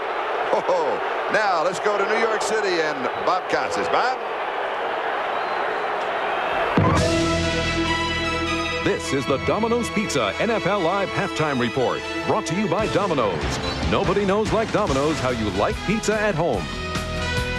All right, with Will McDonough and Bill Parcells, Bob Costas in New York. The score at the half, despite Dan Reeves' anger, the Chiefs 10 and the Broncos 3. Now let's quickly zip through the rest of the scores. The Giants take a 10-0 lead at halftime against the Raiders. Jared Bunch has a 5-yard scoring run. Washington is up on Phoenix 17-0. They're at the half in Phoenix. Cardinals could go 0-4, could be their 12th consecutive regular season loss spread over 2 seasons. Seattle and San Diego. Humphreys throws a 67-yard touchdown pass to Anthony Miller, looking for their first win. The Chargers at home just before halftime, leading 10-3. San Francisco is in front 10-7 at Candlestick over the Rams at halftime. Jim Everett, however, completed all 9 passes he threw in the first half, one of them for a touchdown. Now, these are finals from earlier today. Miami shocks Buffalo in Buffalo 37-10. Highlights from that game. People wondered how long it would take for Keith Jackson to make some sort of impact. Well, it was nearly immediate. Second quarter, following a Lewis Oliver interception of Jim Kelly, Dan Marino will scramble right. Jackson comes back to him to make himself available for the catch, and then dives in for the TD. They go up 10-3. Jim Kelly intercepted for the second time in the first half. 4 interceptions on him, all told for the day. J.B. Brown picking it off, brings it back 48 yards before Kelly nudges him out of bounds. Marino then hit Tony Page for a 17-3 lead, but they cut it to 17-10 as Andre Reed caught this one just before halftime. However, as soon as they got the ball at the start of the second half, Marino drove them 82 yards and capped it with this 9-yarder to Bobby Humphrey. It was 24-10 in favor of Miami. Trying to close to within a touchdown. Buffalo drives back down, but the pass into the end zone by Kelly is intercepted by Lewis Oliver again. Oliver had 3 of the 4 interceptions for the day. He brings it back 103 yards, tying Vency Glenn's NFL record for longest interception return for a score. He did it in 1987 when he was playing with San Diego. The 103-yard return made it 31-10. Then there were a couple of Pete Stoyanovich field goals, and they win at 37-10. Miami to 4-0. Buffalo 4-1. Huge victory for Don Shula. We'll talk more about it in a minute. Minnesota was trailing 20-0 in the fourth quarter, and they came back at home and beat the Bears 21-20 in an NFC Central matchup. Refrigerator Perry receiving help, tucking in his shirt there. A delightful scene from the NFL sidelines. Here's Harbaugh throwing into the end zone, and a fine diving catch by Tom Waddle. At one point, as I said, Chicago had a 20-0 lead, but then Harbaugh on an audible makes a crucial mistake. His pass is intercepted by Todd Scott, who had 3 interceptions a week ago against Cincinnati for Minnesota. Brings this one back for the TD, and the Vikings are back alive at 20-7. And look how Ditka feels about this one as he reams Harbaugh along the sideline. They got another touchdown to pull within 20-14, and then they won the game on their final drive. The former 49er Roger Craig up and over from a yard out. The extra point wins at 21-20. What does Ditka think of it? Listen. Listen. No, it's a loss. I mean, what the hell? It's a loss. What are you going to do? We just dug ourselves a big hole. Now we'll find out if we got enough character in this football team to get out of the hole. That's all. But I'm not I will say this honestly in front of, if the situation arises again, there will be changes made, and they'll be definite and they'll be permanent. That's all I'll say. Because I'm not going to put 47 guys' careers in the hand of somebody who thinks he knows more than I know. That's just the way I feel. That's the reference to Harbaugh, who apparently checked off the play at the line of scrimmage in the fourth quarter with a 20-0 lead through a dangerous pass, intercepted, return for a touchdown, and the game turned after that play, and Chicago coughs up the lead and loses 21-20. New Orleans beats Detroit in Detroit 13-7. Barry Sanders, 9 carries, held to just 37 yards. New Orleans is now 3-2, and Detroit off to a 1-4 start. Indianapolis wins at Tampa Bay. Jeff George returns, and after a tough first half, he was intercepted 3 times. He throws 2 touchdown passes, and Indy wins it 24-14. And Atlanta got 3 touchdown passes from Chris Miller, and they win at home over Green Bay. Both these clubs now 2-3. The final, the Falcons 24 and the Packers 10. Let's turn to Bill Parcells. How surprised are you by the Dolphins' victory? Not just the win, but the margin in Buffalo. Oh, I'm surprised by the margin without question, but I think this has to be the Dolphins' biggest win in 5 or 6 years. I think it's a win, the kind of win that can take a team and say, hey, you know, we might be able to do this thing, and they seriously believe it. I think it's been a long time since the Dolphins thought that they could seriously take, you know, Buffalo out, but I think they might think so right now. They could always score on them, but defensively they did something today they hadn't been able to do to Marv Levy's team in the past. Yeah, a wonderful day for Louis Oliver. 3 interceptions. He gets the game ball, but it had to be especially good against Miami. He couldn't even play against them a few years ago. They had to take him off the field because he couldn't match up with the Buffalo receivers. A great day of retribution for him. Okay, coming up, we'll look back to Stanford's big win and Bill Walsh's strategy. We'll have Bill Parcells analyze it as Stanford upset Notre Dame yesterday. We do it following these messages from your local station. Here in Denver, the Coors Light halftime statistics, Todd. Very impressive on the part of the Chiefs offensively. Barry Word's averaging 7 yards per carry, and Dave Craig in the first half was 8 for 11. Very impressive. Good. And Denver will be kicking off to start the second half with Dale Carter, the deep back, on the return. Todd McNair and Fred Jones are off on the wings. And Deloiso does it again. It's good. It's good.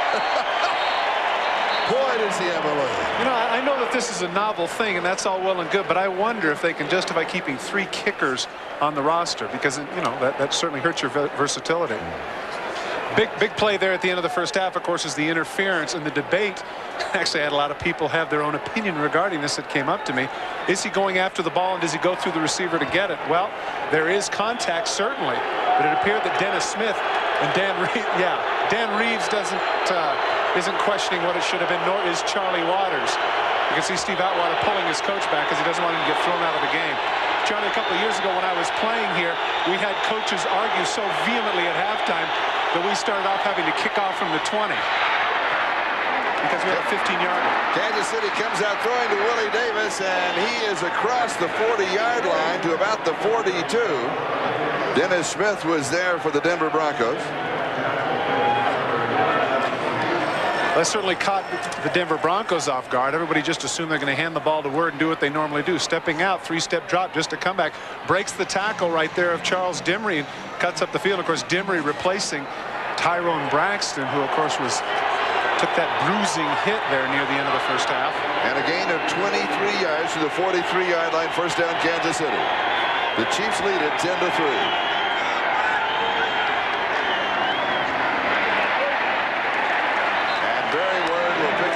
Simon Fletcher makes the tackle. It'll be second down and 9. Kansas City in the first half had the ball 4 times. They punted twice, scored a touchdown, and that field goal by Nick Lowry from 44 yards away coming as time expired in the first half. Speaking of Nick Lowry, I had a chance as I went to get a drink at halftime to talk with Carl Peterson. And, of course, Nick Lowry has only missed 1 field goal this year in 9 attempts, and that was a 20-yarder against the Houston Oilers. And he said it was because he didn't have enough time to do his routine. I said, wait a minute, the clock was 15 seconds and running. He had plenty of time to do his routine. Now, how did he justify that one? Tyrone Braxton in on defense for Denver. The pass is complete at the 40-yard line to J.J. Burton. And a flag comes flying, followed by 2 more.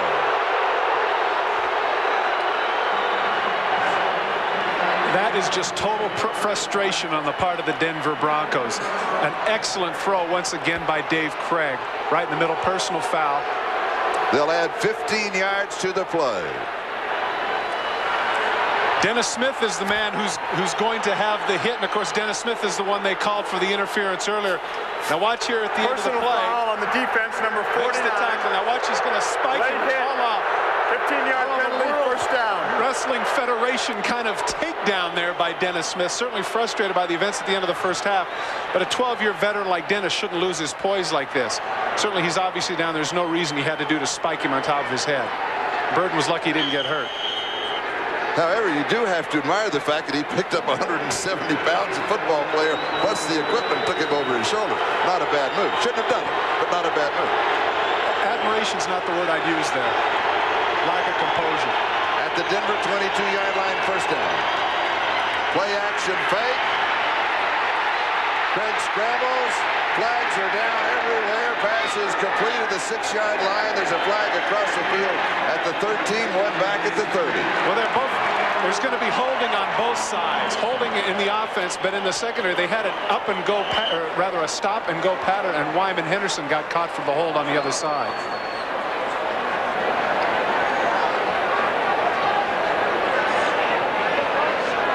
Wyman Henderson with the goggles there, pleading his. Put his hand on the back of the official there.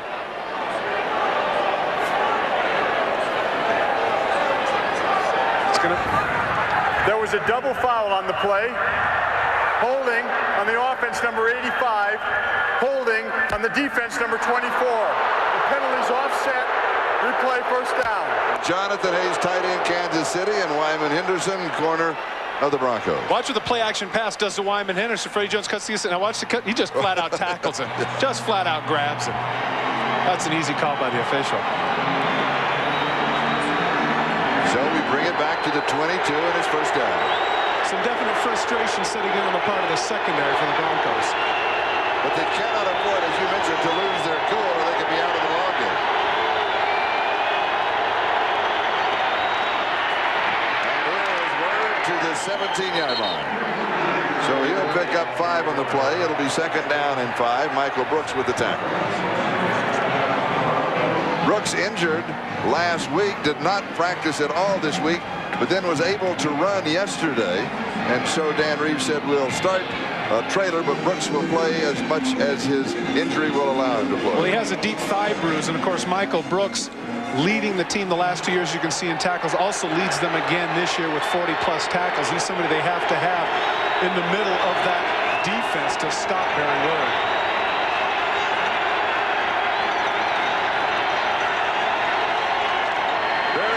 Jones, the lead blocker, and he cannot get around the corner.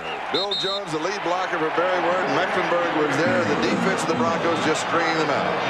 Nobody will ever mistake Carl Mecklenburg for Carl Lewis, but watch number 77. Watch his pursuit. There to the right of that screen. Watch him run all the way out there with Barry Word, take the proper angle, and push him out of bounds. And I know he probably doesn't want to hear me say this, but for a relatively older guy, he still runs pretty good. In fact, they lose a little bit on the play. It'll be third down and 6. Five-time Pro Bowler, as you see, he's used to playing all over the field. Now he goes from inside linebacker to right defensive end to rush the passer. 4 wide receivers for Kansas City. Touch pattern into the corner, and it is incomplete as Jones came in for the post, was breaking back to the corner. One of the things that Joe Pendry, the offensive coordinator for the Chiefs, told us last night, that the flaw that Dave Craig has is that he's not quite used to the reads. He had excellent protection. He had plenty of time to throw that corner out. He just threw it far too soon, and Jones hadn't even made his break yet, and as a result, it's an incompletion, and they're forced to kick another field goal. Nick Lowry now, a 36-yard attempt. I was going to say, if Dave Craig would have held onto the ball just a split second longer, he could have had the touchdown.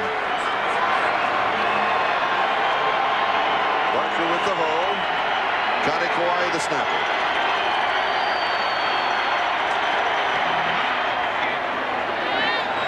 And it is good. And so the only man for Kansas City who has won in Denver in a Kansas City uniform.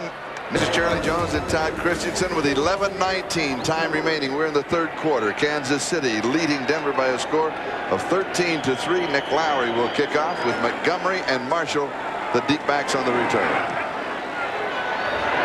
And this goes to Marshall's side and will go through the end zone for the touchback, and Denver will bring it out to the 20-yard line.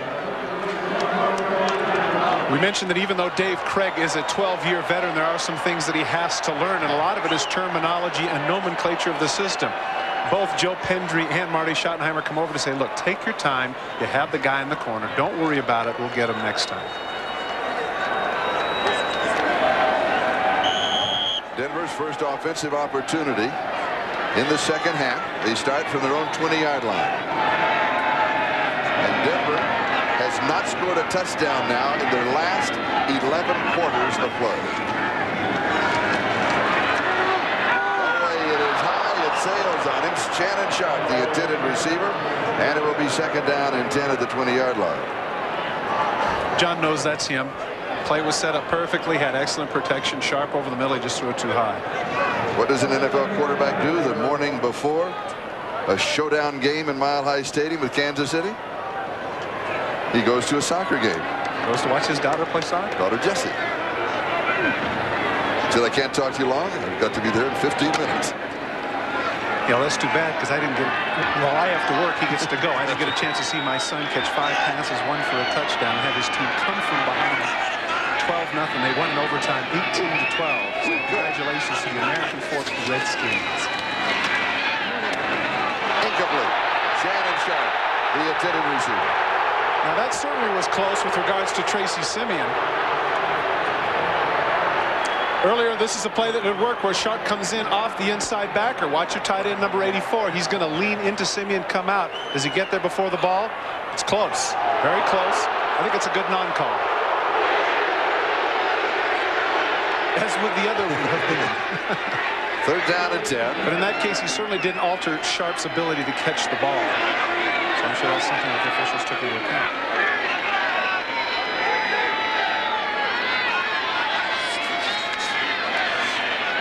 Always steps forward, throws, passes complete, first down, 41-yard line. Arthur Marshall. Arthur Marshall showing an impressive ability to run routes for somebody so young. Once again, the double cover here on Thomas. Elway able to step up and throw the short corner to Marshall there at the 40-yard line, right in the seam between 3 Chiefs, enabling the Broncos to keep this drive alive. And at this point in the game, it would have been horrendous for the Broncos to have gone 3 and punt right here. Denver from their own 42-yard line, converting on 3rd and 10. Charlie, it's interesting. I believe we've yet to see Vance Johnson. He has been in the game. They have not thrown to him. Deep over the middle. Pass is complete. Slipping the tackle. It's clearance K. K to the 10-yard line. No, it is Reggie Johnson.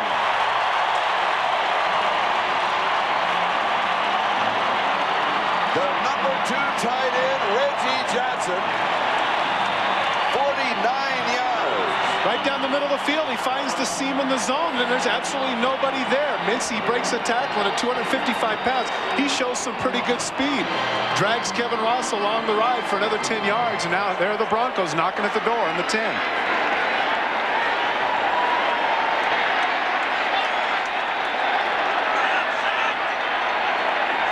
Broncos get excellent use out of all 3 tight ends. We have seen Sharp earlier in the game catch a lot of passes. Now Johnson with a big play. And Gas to Green, he's going to leave about a half a yard, and that's going to be it. The crowd's reaction, they want Elway to throw. Dan Saliamua once again defeating Keith Karch to make the play in the backfield. Watch the middle of your screen. Watch number 97. He breaks through, comes off the center's block. No gain.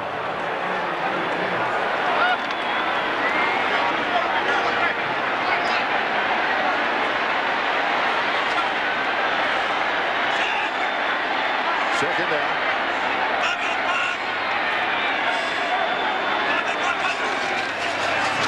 Elway to throw. Pump fake, fires, broken up. Good defensive play by Kevin Ross.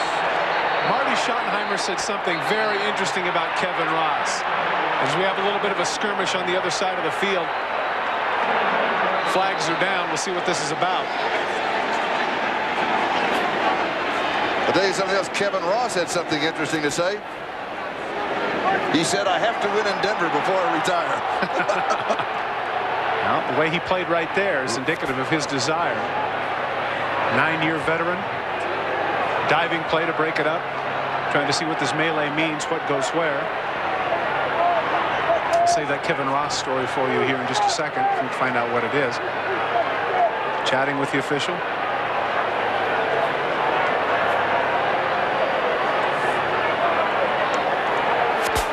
There was a double foul on the play. And a personal foul, number 90 on the defense. There was a personal foul on the offense, number 72. Number 72 offense is ejected from the game. The penalty's offset. The down counts. It is third down.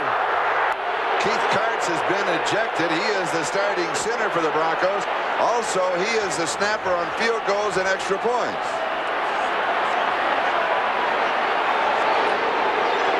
And there he is. He's letting him know. Now Karts is arguing the point. Wait a minute. How can you eject one and not the other is what are you saying? Now the referee is coming to the near sideline to explain it to Dan. Well, it wasn't. Of course, it's not the referee's call. You can see Keith Karts is talking to the umpire. That's who he's having the debate with.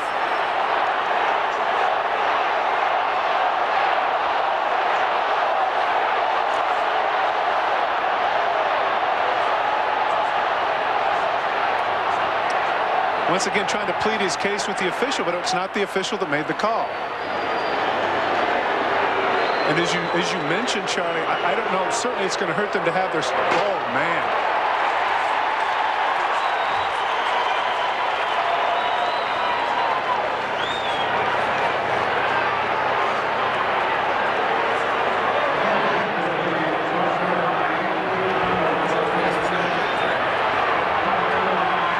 It is now third down. And Dave Wydell is the center.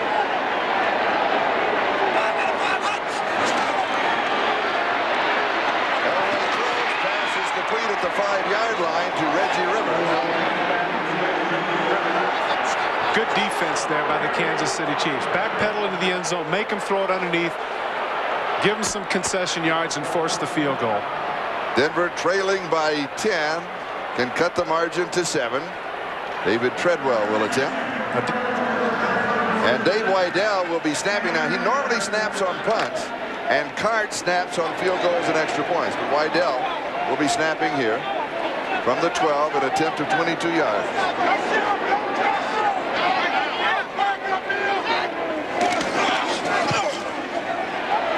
And it is good from 22 yards away. And the score is now Kansas City 13, Denver 6. We'll be back with a kickoff. Brad Daloiso will be kicking off for Denver. As you have seen, he can certainly nail the ball. Early in the first half, I tried to mention to get into the fact that he is the flaky kicker. This was actually pointed out by Mike Aran, the Denver punter. Says he kicks right, he throws left, he writes with his right hand, he bats left, he plays golf right-handed. So he really can't figure out what he wants to do. And boy, does he have a strong leg. When he dances, does he lead or follow? Both. Okay. Well, he can do it. You're right. He can do it. That's right. I still wonder, though, I still question carrying 3 kickers. Whether or not you can justify carrying 3 kickers, because that's all well and good that he sets him at the 20. But Charlie, here's an interesting note. The average kickoff return in the National Football League, 18.5 yards. In effect, what he's given them is a 20-yard return. But also, you have to realize that he is not going to give them an opportunity to return it for a touchdown. He splits the uprights again. He is awesome. We'll be back in just a moment. The umpire explaining to Dan Reeves what happened here, and Dan Reeves has to tell Keith Karts that he has to leave because he's been ejected from the game. He has to leave the sidelines. And as best as we could tell from the play, here's what happened. Here's Karts in the middle. Here's Neil Smith. And at the end of the play, watch near the 10-yard line. They're going to start into a fight. And I believe, as best as I could tell, it appeared that Karts might have kicked him. Because usually in those fracases, Charlie, they take swings, and of course nobody really gets hit because they're wearing a face mask, but somebody will swing and kick a leg or something, and that will provoke the umpire referee to make that call. Barry Ward carries from the Kansas City 20, and he matches his numbers. He takes it to the 23. And it will be 2nd down and 7. Marty Schottenheimer right here wanted to keep the momentum that his defense held on there and forcing them to kick a field goal when they had 1st down at the 10-yard line. And Marty told us yesterday, to be legitimate, We have to beat a quality team on the road.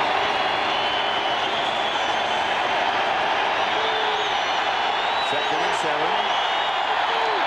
Flags are down. Dave Zott took off too soon.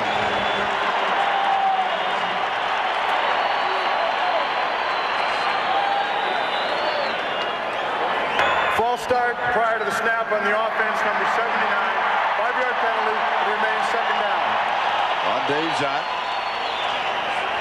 Part of the problem here is the forgotten 5 will be the remembered 5, but for the wrong reasons. Trying to get a jump start right here. Leans a little bit too soon, anticipating the count. Cost the Chiefs 5 yards. And it's second down and 12. 6 minutes, 47 seconds and counting. Kansas City leads by a score of 13-6.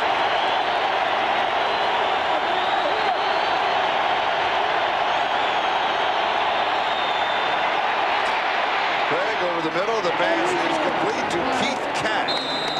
Interesting catch, the number 2 quarterback, the number 2 tight end for Kansas City with the reception, and Reggie Johnson is like number 89 for Denver with that 49-yard reception, which for Reggie Johnson was his first of the year. Watch how Dave Craig just aims this ball, just drills it right in there, right into 89, and Keith Cash. Many people felt it was a blue chip prospect out of Texas. He went to Pittsburgh. Things didn't work out. Signed as a Plan B free agent. And they looked to him to make some of the catches that Jonathan Hayes cannot. And that is his 4th reception on the year. And it is a first down at the 32-yard line.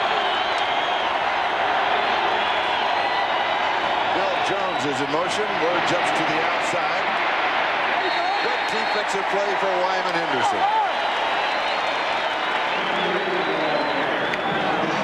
Eight of a couple, it'll be second down and 8. Usually Barry Word just lowers his shoulder and runs over the smaller defensive backs, but as you say, give Henderson credit for coming up there and making the hit. Only a 2-yard gain.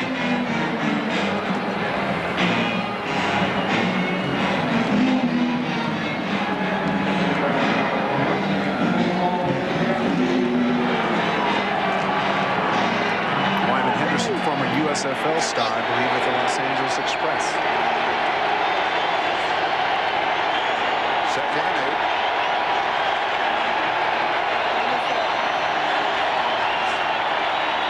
Play action fake. Little swing right side. This is Bill Jones. Wow. And he is dropped by Dennis Smith.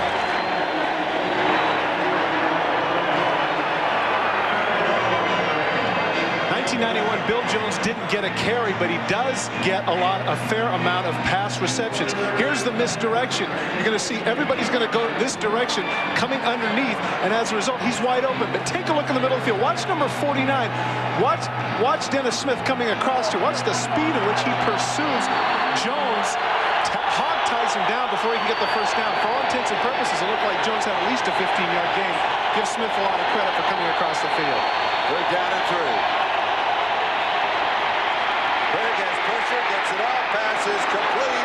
This is Fred Jones, and he is going to pick up the first down. Last night when we talked with Joe Pendry, the offensive coordinator, I asked him what is the best and the worst regarding Dave Craig. He mentioned the worst was his inability to read, but he said the best was his ability to be mobile in the pocket. He buys all sorts of time back there for Fred Jones, who just floats in the middle of the zone and nobody covers him. Big third down conversion. Watch Craig buy the time that I mentioned.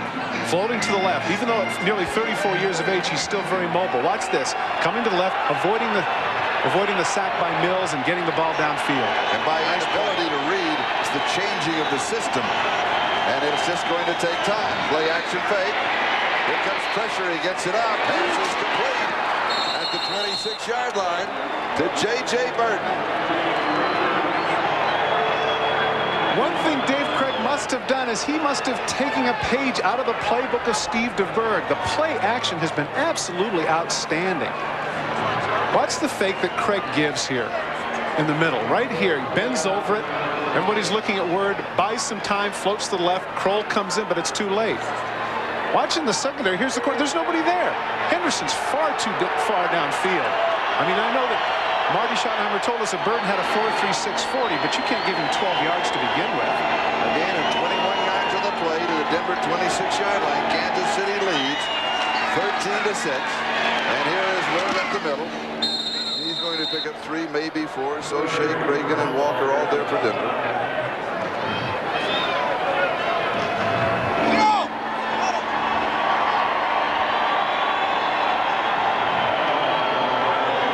Forgotten 5 in the middle, Tim Grunhard against Craig, and that's the matchup right there. I have to say that Grunhard got the best of that one. And they say that Cragen can turn the center better than anybody in the league. Second and 7.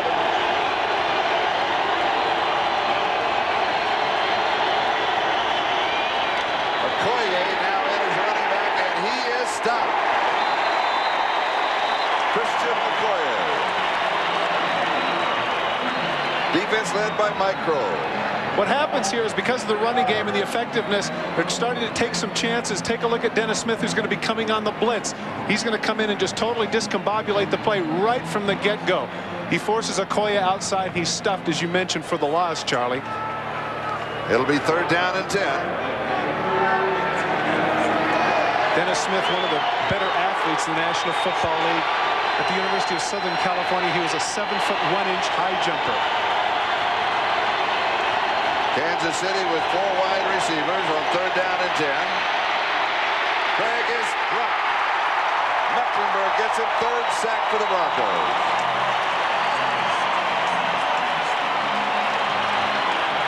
It's got to be frustrating for John Alt because he actually did a very good job on Mecklenburg. That was, as they say, the proverbial coverage sack. Craig has plenty of time. Take a look. He's got at least 4 seconds in the pocket. He just can't find anybody open, and he literally backs into Mecklenburg for the sack. And now that forces Lowry to make a kick of nearly 50 yards. 49-yard field goal attempt.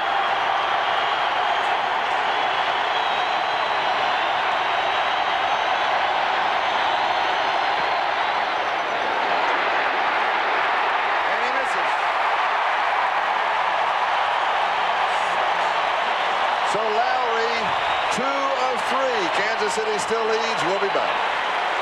Craig has completed 14 of 18 for 214 and a touchdown, and John Elway 50%, 10 of 20, 148. And that's pretty much what he's been doing all year. As we mentioned, 50.6 is his percentage heading into that game. But really, Craig's numbers are the ones that are impressive. Over 200 yards, and he's been extremely accurate. And even though Barry Word has 69 yards rushing, you'd have to say that Craig's been a real star of the offense today for the Chiefs. 13-6, Kansas City leads. Minute 15 left to go in the 3rd. Elway from the Denver 31-yard line. Play action fake. Has all the time in the world. Goes deep. Has a man. He underthrows it, but it is still caught. Shannon Sharp at the 21-yard line.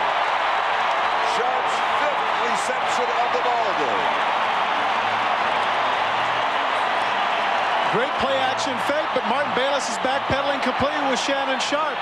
But Shannon Sharp a little bit faster than Bayless on the post. I don't think anybody can believe. I think Kevin Ross thought he had that one. Look at that. He's looking all the way for the ball, but he never sees Sharp jump up in front of him and make the catch. 48 yards as Shannon celebrates. And Kevin Ross is the man who's down on the field. He didn't see Sharp at all. He thought he had that interception all the way, but did not see him. We've got a timeout. We'll be back in just a moment. As you can see right here is looking back for the ball, completely surprised when the ball comes up to Shannon Sharp, and as a result, collides, lands on his hip, has a bit of a hip pointer, it appears. And Kevin Ross did run off the field. It's a 1st down at the 21-yard line of Kansas City. Elway to throw again. Has pressure. Looks back into it. Oh, he is nailed. There's the bat that he had earlier. Neil Smith gets him. 3rd sack for Kansas City. We're talking a lot about Neil Smith. Comes right into his face. Certainly you got to be concerned about Derek Thomas coming inside, but watch Elway now. He doesn't see him. Right in his face comes number 90. Pow! Ouch. And here he is. Pow! With the baseball thing, yeah. Look at those arms. I bet Canseco's don't compete with those, huh? 2nd down and 19. The ball at the 30-yard line. Mark Jackson is in motion. Throws, pass is complete at the 20.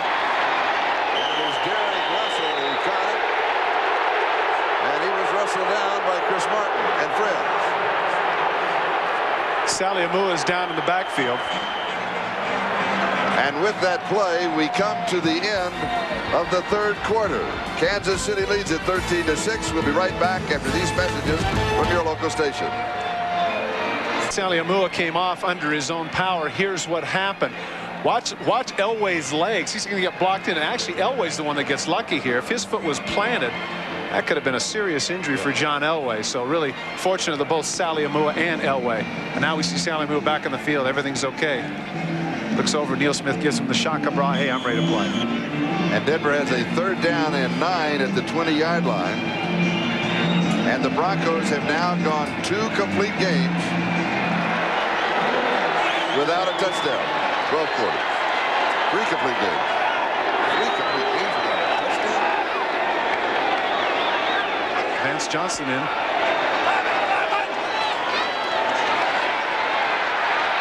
Pressure, he is hit.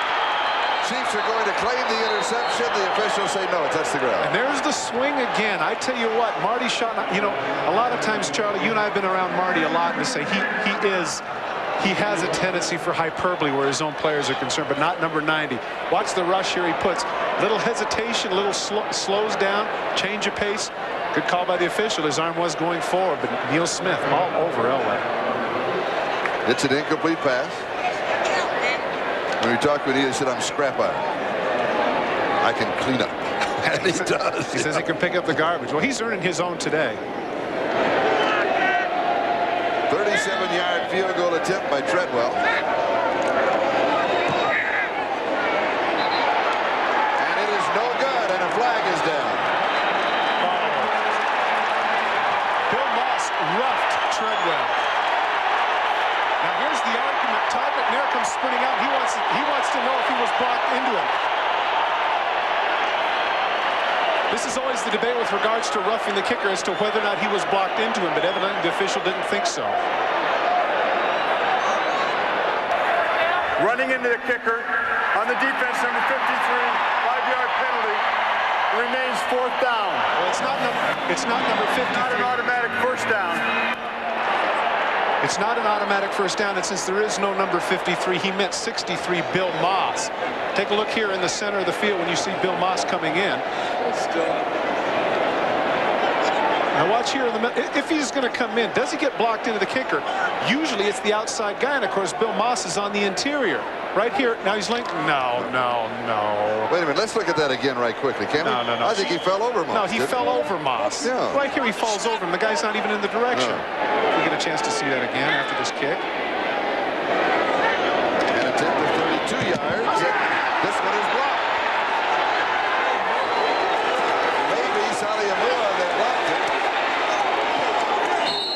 Coming up with the ball was Albert Lewis. And Kansas City, they'll have the football. And I think it was Sally Amua that blocked it. Well, now that's interesting. Coming off of being hurt, watch in the middle of the screen right here. Here comes Sally Amua on the inside. They have a 3-man push on one man, and they push him back. Now watch the hands come up. That's right, it is Sally Amua. He blocks it to the side. Look how excited he and Moss are. Redemption for Moss because of the penalty, which of course was debatable. But that man right there, that's the happiest guy in the stadium right now. All right, Kansas City will take over just outside their own 31-yard line. First down.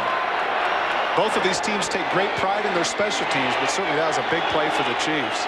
14:41 time remaining. Kansas City with the ball and the lead, 13-6.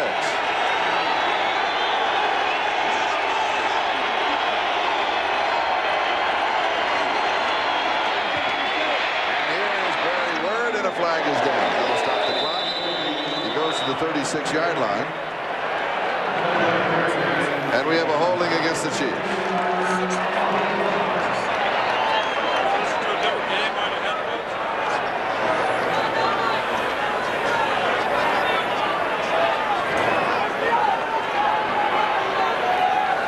Ed Hockley, the referee, he's at his work. Holding on the offense, number 61, 10-yard penalty, repeat first down. Tim Grunhard, the offensive center. Arguably the biggest play of the game thus far, taking the momentum away from the Denver Broncos, this block kick. Watch these three guys. They're picking on one man in the middle. And as a result, those three bodies, nearly 900 pounds. One guy can't block that many. As a result, if Sally Amua doesn't block it, then Moss probably does. Great penetration by the interior of the Kansas City Chiefs. And they're picking on Dave Wydell, who is replacing Keith Karts, who was ejected from the ball game for slugging.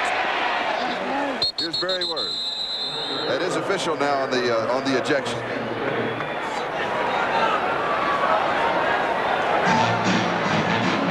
And the clock moving on the 14-minute mark. So I would imagine in this drive that Kansas City will try to use up as much of the clock as possible. One thing that's interesting, Charlie, to note here with regards to Barry Word, the last two games, Barry Word had over 100 yards rushing. And, of course, many people who follow football closely know they have this three-headed backfield. We've only seen Okoye sparingly, and Harvey Williams we've yet to see it all. So they're really putting the onus of the running game squarely on the shoulders of Barry Word. Craig drops it off to Word, right side. Flag is down in the backfield of Kansas City. Word just continues to battle within a yard of the first down, but there's a flag back at the 22-yard line, and it's a personal foul for roughing the passer against the Denver Broncos. Simon Fletcher's frustrated. John Alt held him out, and that's, again, the frustration of the Denver defense. Watch the rush here and watch John Alt keep him out. Here comes number 73. Actually, this is Zalt keeps him off. The passer watch the left. Oh, 71. That was Cragen. And he comes up there. The argument here that you're going to see is that his helmet came underneath the chin of Dave Craig. That's a good call by the officials. Watch if he uses his head as a weapon. Watch number 71 coming in the middle, right there. Head to face mask. That's what the official sees, and that's why he threw the flag. So with the penalty, the ball goes to the Denver 45-yard line, and it is a first down. And ever since the Broncos had that call go against them at the end, near the end of the first half, they have completely lost their composure. I'm surprised this is a ball club that normally does not lose their composure, but they have in this ball game. Certainly, a couple of key plays. You're right. Hart's being thrown out. That play right there enabled him to get actually a 25-yard play when you tack on the run.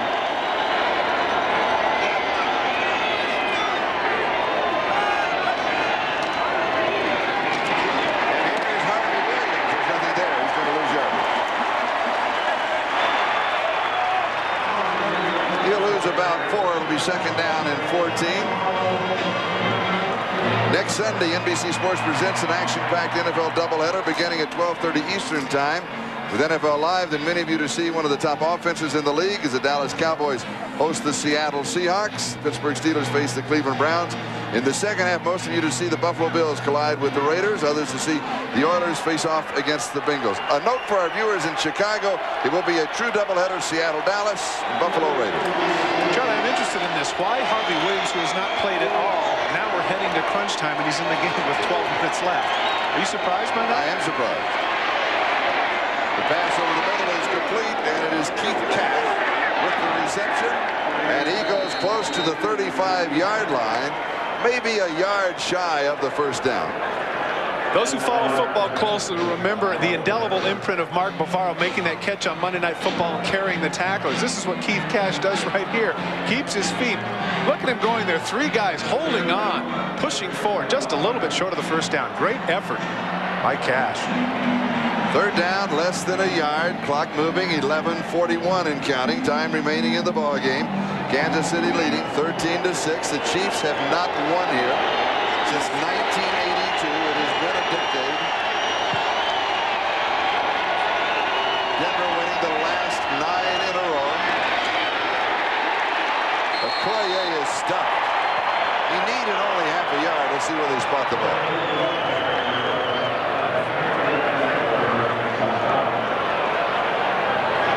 A little disappointed in the charge of his line, but give Wade Phillips credit. He was in the right defense there.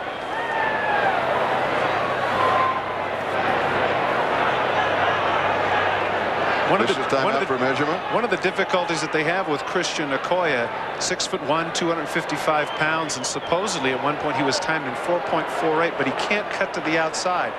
Right there, there's no place to go. Runs right into Mecklenburg and falls down. He has to stay inside the tackles. He has to run straight ahead.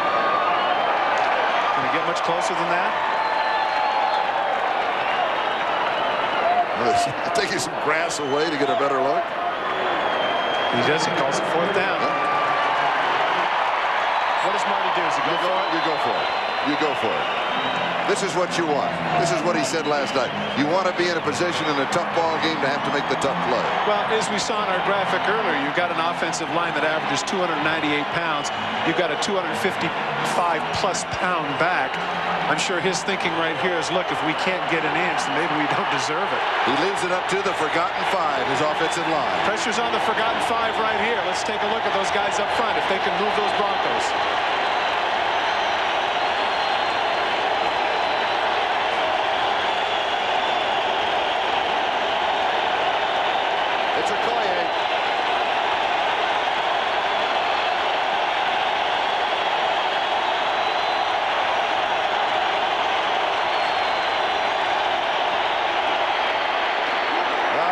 Still going to be close. I think that he got it.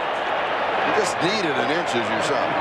That's one of the few times you'll see Okoye take a sidestep. Emil Harry, you can see walking back to the huddle, says, yeah, he thinks it's a 1st down. And, of course, if you notice, they didn't have to go too far. Steve Atwater is down for the Broncos. But you and I have seen some strange marks in our time, Charlie. Yes. Who knows? Yes. From this vantage point, it looked like he got it. And the change are going to come out again.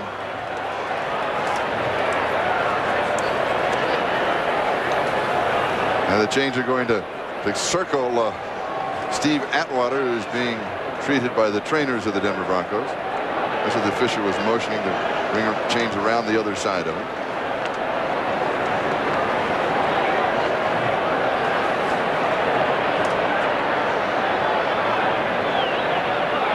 Okoye looking on. Whoa. Oh, man. I tell you what, he needed that measurement there. He needed an inch, and it looked like he got 2 inches. Broncos stunning the gaps, doing a good job. They get into the backfield right there. Okoye has to cut back to the left. Mecklenburg meets him in the hole. Well, he definitely had the 1st down. That was a curious spot. And Atwater now assisted to his feet.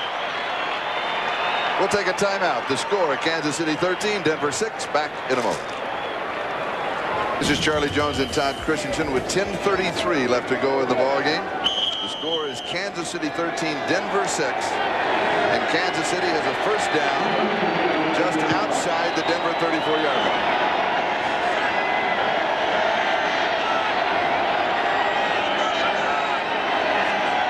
Barry Word is now the running back for Kansas City. And he has a couple of yards on the play. Well, Barry Word has been the man in the running game, but certainly the star for the Kansas City Chiefs offensively has been that man right there, their Plan B acquisition from Seattle. Today his number is 16 for 20, but look at the impressive numbers that he has had throughout his career. I don't think a lot of people realize how much he's done for the Seattle Seahawks. Not only that, as you see those very famous names that he has passed in both completions and touchdowns, but this man has been to 3 Pro Bowls. So why Seattle just cast him off like an old cleat, I don't understand, because he's certainly playing like a Pro Bowl quarterback today. 2nd down and 9. A little swing right side to Barry Word, and Word goes out of bounds at the 27-yard line. So he'll pick up 6. Mild ankle injury is the report on Steve Atwater, and he is walking it off on the sideline. Is it the 2nd or 3rd pass that Barry Word has caught? Normally not a pass catcher, but he's shown that he can get out of the backfield and make some grabs. That's his 2nd. 3rd down and 3. Usually the domain of Todd McNair, who now is in the backfield for the Kansas City Chiefs. He's the 3rd down man, number 48, Todd McNair. Coming back to this side all alone is Will Davis. And he goes out around the 10-yard line. Everybody watching McNair flaring to the right side, including the Denver secondary. That's the 3rd time that they've been so successful with the crossing pattern. Underneath, watch number 84. He's going to come in motion and literally get lost. Now everybody can't find him. He just comes out on the flat. There he is. Now watch 86. Watch Emil Harry put the block downfield. That's excellent downfield blocking by the wide receivers of the Kansas City Chiefs, enabling Davis to get another 5 or 6 yards. Now the ball is just outside the 10-yard line, which means in reality the Kansas City could pick up a first down. If it's as close as the last measurements, they could do it. That's a good point. I'm not poo-poo that now. You're absolutely right. There is word. There's nothing there. He's going to lose a yard. This would be an excellent time right now for Kansas City to go with a play-action fake. In fact, it would have been a great time to do it on first down. The predictability of the offense has been a problem for the Chiefs, but today they've done a good job of mixing it up. I would anticipate here on second down they're going to go with something play-action. Dan Reeves says the Kansas City offense is painfully predictable. And then he looked at us and said, and they're painfully good. Well, again, you know, we come back to what we've been saying throughout. A lot of that is the forgotten five. Their offensive line does a good job of controlling the game. And they've given Dave Craig time to throw, and they've opened enough holes for Barry Word. And it's second down.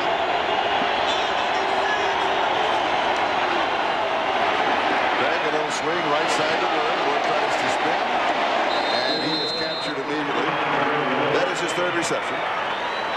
Mike Crow with the tackle.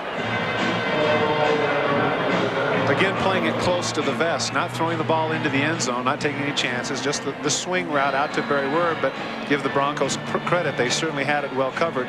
Two guys right there, both Braxton now back in the game, which is good, and Mike Kroll stuffed Word for actually about a 1.5 yard loss. Wade Phillips and Ernie Stautner. Ernie Stautner, Hall of Famer from the Pittsburgh Steelers, longtime defensive coordinator of the Dallas Cowboys, standing next to Wade Phillips, outstanding defensive coordinator for the Broncos. Third down and 12 at the 12. The little underneath shovel pass is complete to McNair. And he's going to be stopped at the 8-yard line. That is his third reception of the ball game, and the field goal team will come on.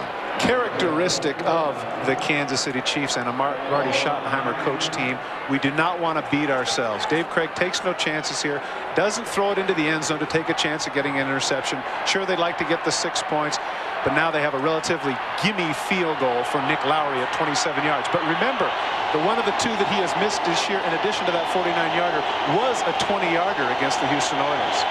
Officially 26 yards, and it is good. So the score is now Kansas City 16, Denver 6, the margin 10. Back in a moment. Here is 16-6 with 6:16 left to go. You did it. I did it. I thought you were going to goof it up. Now, but what about Kansas City and Marty? It's been a long time since he has defeated John Elway, and now with 6:16 left to go, he has the chance. Yeah, I was going to say it's been a long time between drinks. If they can pull this off, that would really be a feather in the cap of the Kansas City Chiefs and certainly help their momentum here in the middle of the season. But again, you have to realize when it comes down to this part of the ball game, you're playing right into the hands of John Elway and the Denver Broncos. Alvin Montgomery with the return. Doug Terry makes the tackle. That's a long time. Not won at Mile High Stadium since December 19th, 1982. One thing I liked about Marty, though, is it didn't keep him up nights. You know, we mentioned that about Elway, and, you know, he just walked in his room, he says, "You're surprised to see me here." Right, yeah. I mean, he just flat out, you know, it isn't a matter of where he talks about bad luck or anything else. He just tips his hat to Elway and said the guy's a great player. But he is definitely going to have some magic here in the last 6 minutes, because they're going to have to score twice to tie. Denver from their own 24-yard line, first down. Elway has pressure. Ball is knocked away. Kansas City has it. Neil Smith again. And here's the bat. Bang. Well, that's definitely a home run right there. Unless may have knocked the Broncos right out of the ballpark. Absolutely. Number 90. Cut to the outside. Once again, as you mentioned, that's why Dell hasn't been in the ball game. Number 90, Neil Smith, gets by him, strips the ball, and comes up with a recovery. What a game he's having. Cuts back to the inside. There he is on the stunt. Takes the ball right out of Elway's hands. There it is. Number 90 coming up with the ball. Gets to swing his bat one more time. I'd have to say that he's had 4 at-bats today. He's gotten him done his 4 at-bats. I'd have to say he's not 4 for 4, because the one time he did his bat, he just knocked Elway down and had a knockdown, not a sack. But because of that night, I'd have to say he's 3 for 4. He's batting .750 today. Big bucks hit the .750. Yeah, exactly. All right, Kansas City at the Denver 16-yard line, first down. Will they go to the end zone, try to put it away? No, they stay right on the ground, work dance with the lady that you brought. It's very word the ball carrier. But you know what, Charlie? I have to think that if they went with a play-action passer on first down, you're absolutely right. I think they probably could have put it away. Kansas City leading by 10. A gain of 1. It'll be second down and 9. They will use all of the clock.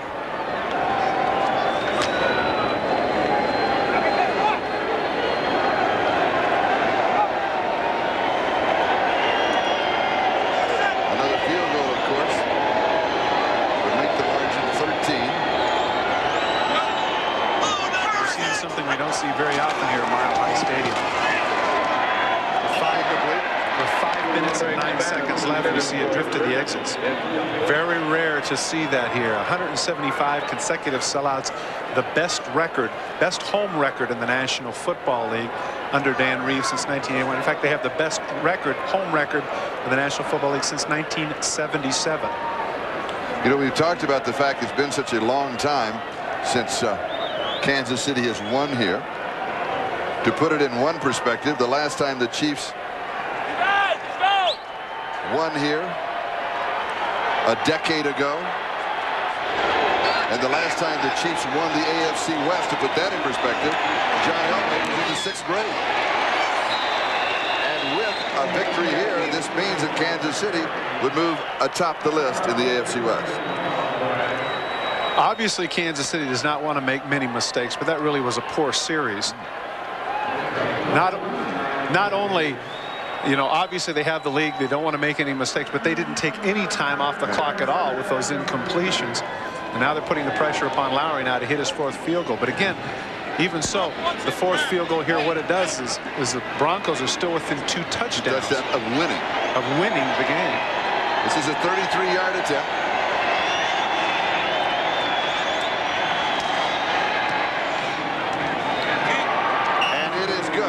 And there's a flag down. Denver was definitely offsides. Both sprinters, Charles Demry. But there's no way that Schottenheimer is going to take points off the board here. Like I said, you can see the not so animated refusal. Yes. So Nick Lowry has hit his 4th field goal. Offsides on the defense, number 49. The penalty is declined. Field goal is good. And the Chiefs go out in front now by a score of 19-6 with 5 minutes left. Some fans are cheering here at Mile High Stadium. You might think they're from Atlanta. No, that's the Kansas City Chiefs tomahawk chop. Here is a number for you. Kansas City's time of possession in the second half, almost 20 minutes. Denver's time of possession just over 5 minutes. Almost 15 minutes difference in the second half. Marshall will down it in the end zone, and Denver will start from their own 20-yard line. Tonight, it's an all-new Secret Service based on the actual case of a female undercover agent who was kidnapped. Find out how far the service went to free her. Then, on an all-new eyewitness video, see incredible footage of firefighters inside a blazing inferno, followed by the comedy movie premiere of My Blue Heaven starring Steve Martin. That's all tonight here on NBC. 4:54, time remaining for Denver. They trail 19-6, and they have the ball on their own 20-yard line.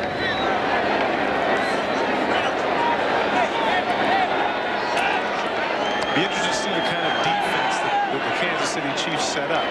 Never been in this situation. You've watched so many football games, they go to a prevent.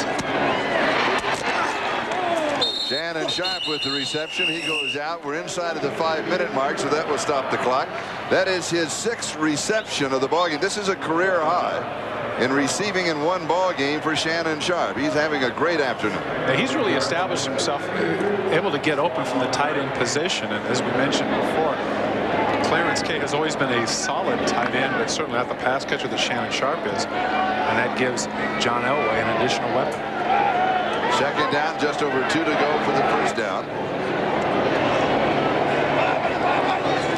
Elway from the shotgun. Kansas City with a game on. He's throwing it away. Saliamua was circling, coming in from his right side, and he had up a full head of steam. John saw him and said, "Out of here." Gone.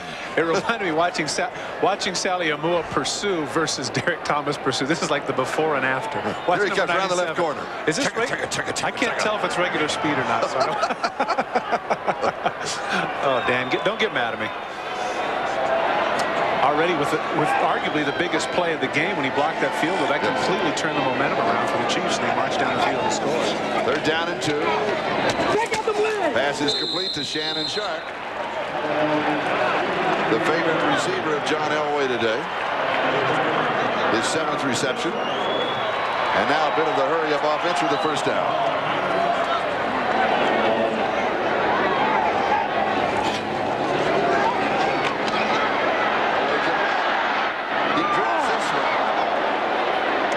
Couldn't hang on to it. Boy, he fires it, doesn't he? And completely across the field, still very catchable ball. That's why the way he throws the ball so hard. That's why you have most, if not all, of the receivers for the Denver Broncos wearing gloves. When we asked Martin Bayless, we'll take another look at this throw. We asked Martin Bayless, the safety for Kansas City, about how good is Elway's arm. He says it's so good he makes throws that other quarterbacks in the league wouldn't even attempt. And he listed all the prominent names too. Marino, Kelly, Cunningham. 2nd and 10. 4:17 left. This pass is complete. This is Mark Jackson. His 2nd reception. 38-yard line. It'll be 3rd down. Charles Mincy with the tackle and continuing with the hurry-up offense. And it is a first down. Back to Mark Jackson again. They'll spot it at the 46 and an official's timeout. Albert Lewis was slow getting up. Talking earlier about Kevin Ross, Albert Lewis, you could argue that they might have the best pair of corners in the National Football League. In fact, in talking with the defensive coordinator Dave Adolph, he said that their ability in man-for-man coverage affords them the opportunity to do some things in the middle of the field that they might not with corners of less competence. Tried to get him into an argument too regarding, I said, how do Lewis and Ross compare with Hayes and Haynes, you know, my old teammates with the Raiders? And what did he say? No comment. Now when I asked him to compare those two with the 2 great corners he had at Cleveland and Frank Minifield and Hanford Dixon, what did he say? No comment. He was outspoken when we talked to him. What did he think? What did he think? I was Sam Irvin or something? My goodness, it wasn't a congressional committee. Elway is on tie to the end, this time for 9 yards. It is Shannon Sharp one more time. That is his 8th reception. There you can see Dave Adolph, Mr. No Comment himself, did an outstanding job, both with the Cleveland Browns when he was under Marty there, and of course with the Los Angeles Raiders. Elway is throwing this one away. And still almost caught. Still almost caught by Derek Russell. He was throwing it to the sideline. He saw where Russell was. He threw it about 3 yards this side of him so that he was the only man in the ballpark with any chance at all, and he almost pulled it off. This is an interesting call anyway on 3rd and 1. I would have thought they would have wanted to just get the first down, but of course they are in 4-down territory. That's a very nice throw and a catchable ball. Now I wouldn't be surprised to see here, you see Derek Russell here, look back, good job, come back on the comeback. That's actually pretty good coverage there by Dale Carter. Someone who they feel like in another year or so could be in the caliber of the cornerbacks they have already. I think he'll fit right in. Meanwhile, he's an excellent return man. 3rd down, less than a yard. Now they're trying to pick up. They've got the yard. Rivers to the outside, and he is pulled down at the 37-yard line. Clock will continue to move. 2:55 and counting. I'm sorry, I was looking at the down marker before, and I thought it was 3rd and 1 there, but that was a good call by Elway, of course, in the prevent defense, so to speak, which I don't know what it prevents, but nonetheless, that Kansas City back able to get an easy first down with the run. Elway steps out, throws it to Sharp. And Sharp goes to the 28-yard line. And also, Kansas City is giving Elway a lot of room to run it. Well, assuming the game ends with Kansas City on top, one good thing that certainly came out of this game for the Denver Broncos is that they have a great pass catcher in Shannon Sharp, a new guy that they can definitely go to in the clutch. 2nd down and 1. Pass is complete for the first down. And that will stop the clock as Mark Jackson goes out. 2:13 remaining, and the ball at the 20-yard line. You catch a lot of passes here in the hurry-up offense, but it also taxes you. Watch him ready for. Watch how hard he's running now. Ladies and gentlemen, that's regular speed. our man Sharp, who we've been talking to start him, is really sucking some wind right now. Well, he's allowed to give him one playoff. That's true. He's got what, 9, 10 catches?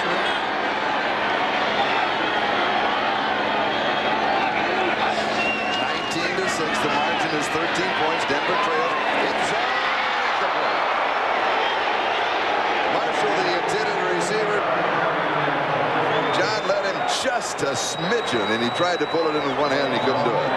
Well, John did a good job looking down the middle. He had man-for-man coverage with Darrell Malone. Tries to put the touch on it just a little bit too far. Great effort. Nice vertical jump there by Arthur Marshall, but just couldn't hang on.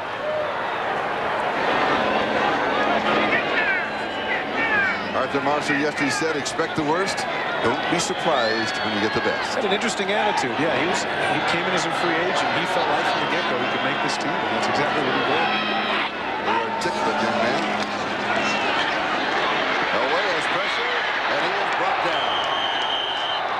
Leonard Griffin got him. That is the 5th sack of John Elway in this ball game, and that is the 19th sack that he has suffered through the first 5 games of the year.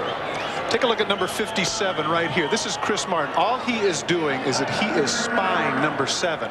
He wants to see what he's going to do in every place he goes. Watch what he does. He's not covering anybody. He's watching number 7. Now, the minute he takes off, he's right there. 2-minute warning to both ball clubs. We'll be back in just a moment. Coach of the New England Patriots. In fact, Raymond Berry brought them to the Super Bowl following the '85 season. Now quarterback coach for the Denver Broncos. Somebody that knows a little something about the passing game. Those of you who are a little bit younger, all right, rather let me talk to those who are a little bit older. There's a man with 600+ catches, a Hall of Fame wide receiver, favorite target of the great John Unitas. Elway, you notice coming out, he was kind of holding his left hand against his side. He's all right. We watched him during the timeout. He goes to the end zone. Mark Jackson.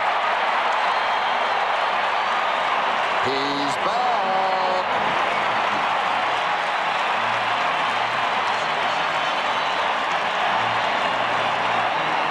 I don't know. This is awful coverage by the Kansas City Chiefs. Why are they in man-to-man situation here to give them the opportunity? Go in the zone and make them throw underneath. Instead, they have Dale Carter man-for-man with Jackson. Puts it right on the money. That's a touchdown. A quick score. 1:55 left. It was a terrific throw by Elway, but I don't know what they're thinking in the secondary there. Why go man-for-man when it's 3rd and 12? Backpedal in the zone, make them throw underneath, make them beat you with a great run. 80 yards on the drive. The extra point is good.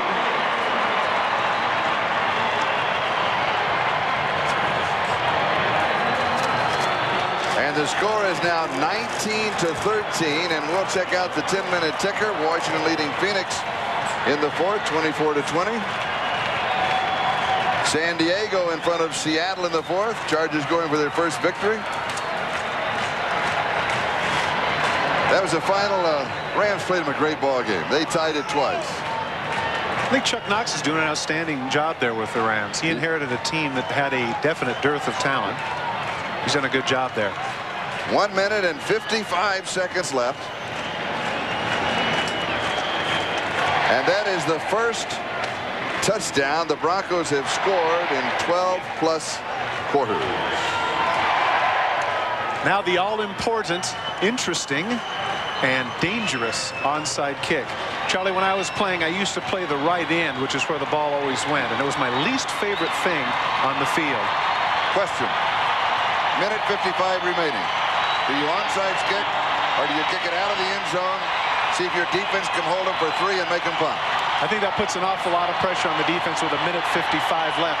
Plus the fact that with the thin air, you have to take into account that a punt is going to get another 5 to 10 yards. If the Denver Broncos had a great punt returner, I might say yes. But I think in this situation, and of course the way they're lining up, it appears that they're going to kick it normally. But if I'm Dan Reeves right now, I kick the onside kick and take my chances. But then again, you also have to realize that the confidence they have in number 7, he's done it so many times. Oh, yes.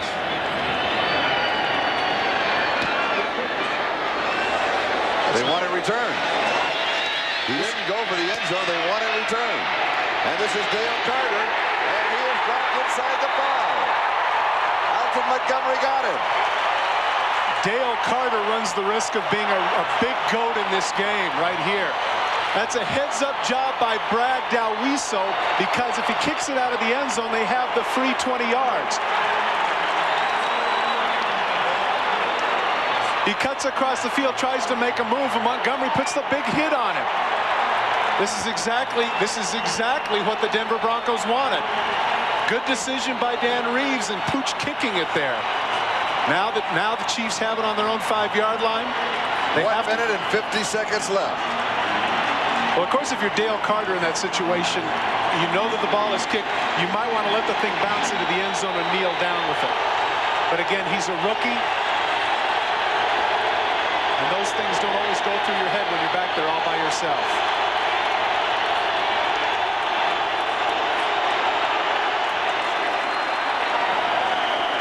Denver will take a timeout. They have 3 remaining now, 2 after this. Kansas City has 3 timeouts remaining. 1:45.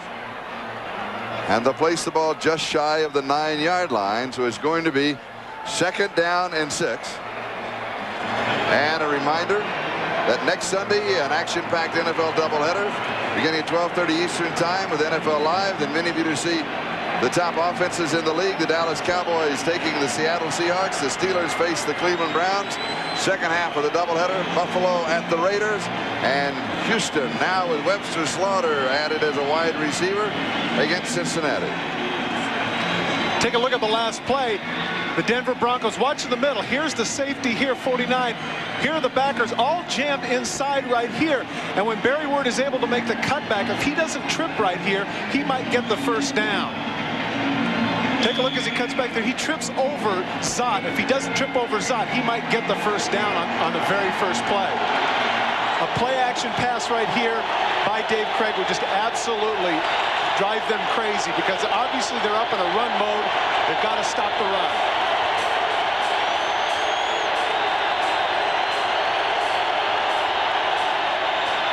It's a run, and it's Word.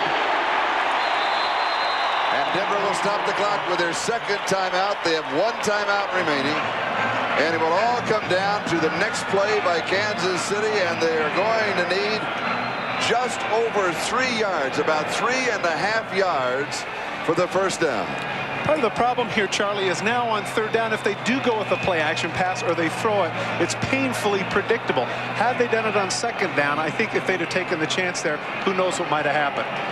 But Marty Schottenheimer playing it close to the vest, being conservative. He's ahead by 6 points. He has confidence in his running game.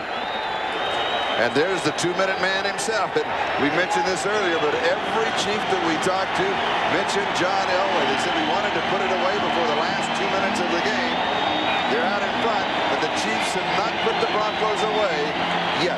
And I guarantee the most nervous people on the sidelines right now are the defensive players of the Kansas City Chiefs. You get a chance to take a look at some of those faces. They're thinking to themselves, please get this first down. We don't want to face number 7. Look at those faces. Oh, no. Get the first down.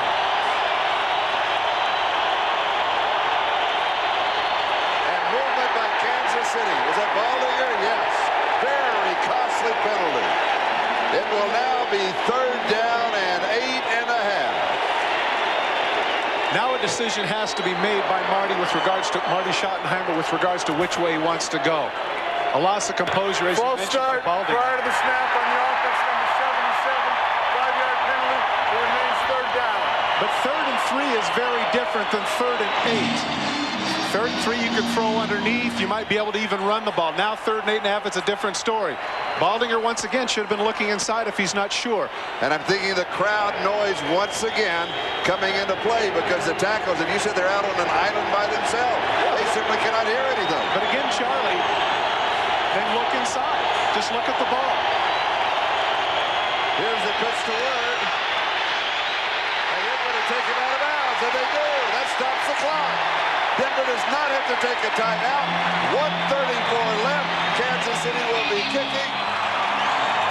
Look at Elway do it one more time. And Schottenheimer just cannot believe it.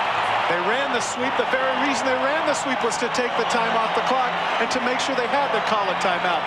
If you can see the end of the play, Barry Ward tries to slide and get down, but he's unable to do it. Watch the slide at the end. Jonathan Hayes strings out Mike Kroll. Now watch as he cuts up here. Watch Wyman Henderson on the tackle. Is he down right? It appears that his butt might have still been in bounds, but when he slid on the white, the official called the time. As a result, Denver has a chance at good field position. Pretty good kick. Marshall bobbles it, picks it up, slips a tackle, jumps a man.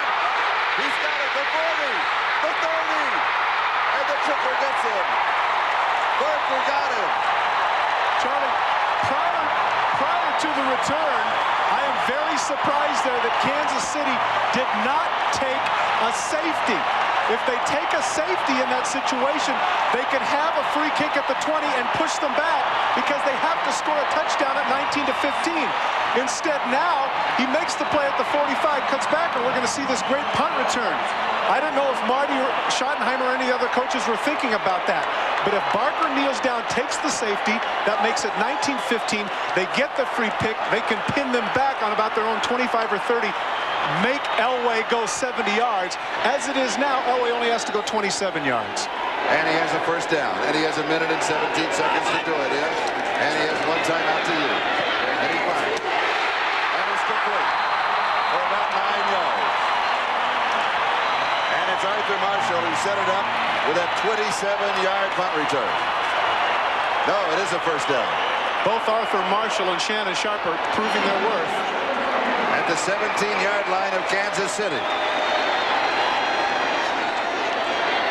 Elway sets. Rolls out. Buys time.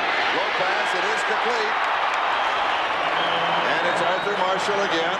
Albert Lewis with the tackle. And now Denver will take their last timeout. They'll stop the clock with 43 seconds remaining. If Arthur Marshall can stand his feet, he might be able to get up. Take a look at all the grass between Arthur Marshall and the goal line. He comes across the field. Chris Martin doesn't go with him. Now watch. Where's the white shirts? There's no white shirt within about 7 yards of him. If he could have kept his feet, he could have got inside about maybe the 5-yard line and give him a chance to run the ball. Pressure on those two men right there, Dave Adolph and Marty Schottenheimer. That man is absolutely anathema to Marty Schottenheimer. Look at the eyes. You know, we were here for the Houston game, the playoff game. 6 months later, I play golf with John Elway. When I asked him about the drive, he started talking, his eyes got bigger and bigger. He says, that's what you want. You want to be in this position, in this kind of a ball game. That's what it's all about. That's what competition is. Well, now all those people that had the drift to the exits with 6 minutes left in the game are certainly regretting that decision. Check the gates, they're drifting back in. That's right. The word got out to the parking lot. A lot of stand-up orange there, you're right. 2nd and 5. Elway ends up for a touchdown. It is now tied. Vance Johnson.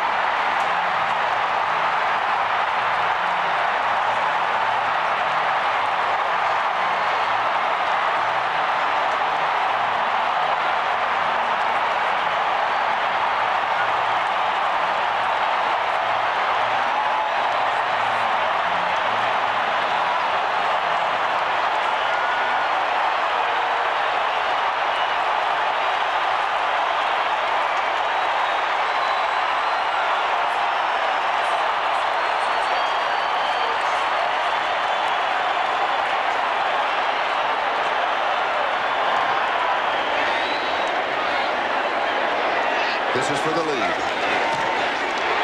Hits the upright, goes through. Unbelievable. Okay.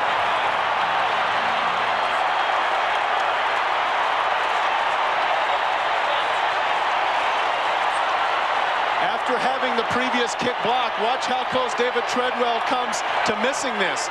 Cues it off the right upright. And Marty Schottenheimer, has he gone through this before? Unbelievable. And we've got flags down on the field at the right 15-yard line.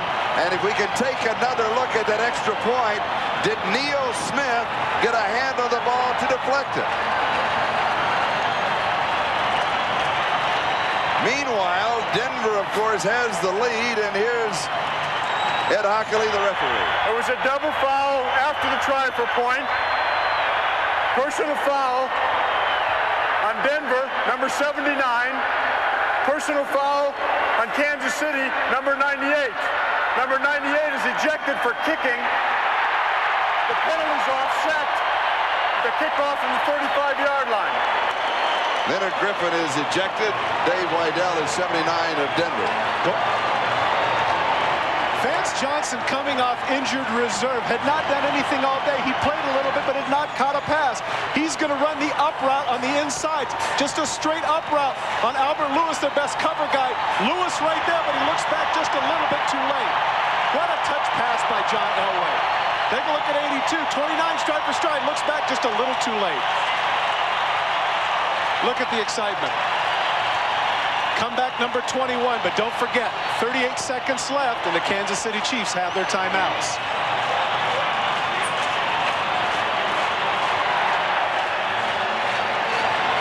Now, Brad Dallowiso can kick it out of the end zone. Here's why you carry this kicker. He takes away the return. There will be no return. Almost into the south stand. But also no time taken off the clock. That's all right, but Kansas City has to go 80 yards. That's the thinking. Now let's go back to the extra point. Did Neil Smith get a hand on the ball? Number 90 for Kansas City. Neil Smith in the middle jumps up. Number 90. Didn't appear that he did. Right. It appears that he just cued it off. Charlie, just to make the point, they don't have to go 80 yards. Here, all they would have to do in this situation is go approximately 45. Actually about 45 yards. Because you'd have to figure here with the thin air in Denver, Nick Lowry's range is going to be an additional 5 to 6 yards. Good play. And Kansas City has their 3 timeouts and 38 seconds. And the pass is complete at the 50-yard line. What kind of coverage? Willie Davis hangs on as he is nailed. Oh, goodness. Gain of 30.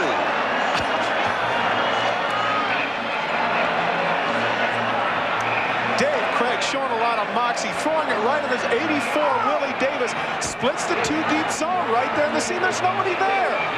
Dennis Smith comes over for the big hit, but it's too late.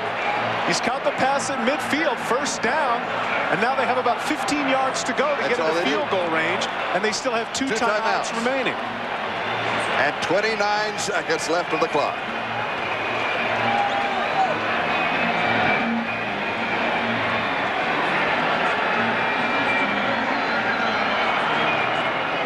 This is a game that's had everything. You know, I would think that on Monday when they look at the films, they're going to look back at those mental errors. Barry Word not getting out of bounds. Carter returning the kick. And, of course, the situation where they had Barker, who could have taken a safety that could have punted out of danger and made Elway go 70 yards instead of only having to go 27.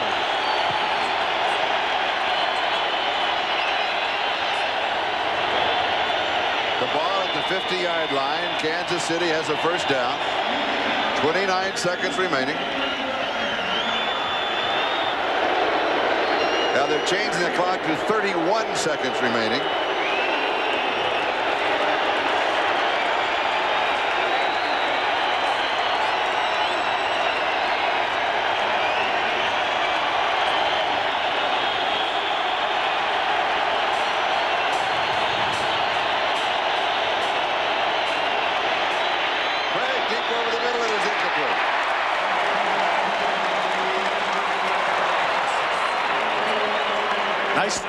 Nice throw by Craig, a little bit high on the deep end to Emil Harry, but certainly a very catchable ball.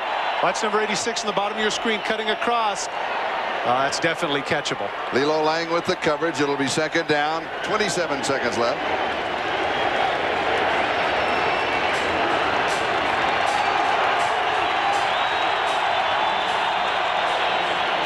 Nick Lowry has hit 4 of 5 today. the sideline, and it is no good. So it will be 3rd down and 10. I don't understand that at all, Charlie. You've got 2nd and 10. Certainly you can have intermediate routes. If you have 2 more timing, you still got 2 timeouts? Sure. You can throw in the middle of the field. If the guy catches a hook pattern for a 12-yard gain, gives you a 1st down, you run up the official call timeout. You have 20 seconds left and another timeout, and you can still do something with it. So it is 3rd down and 10 at the 50-yard line with 21 seconds remaining.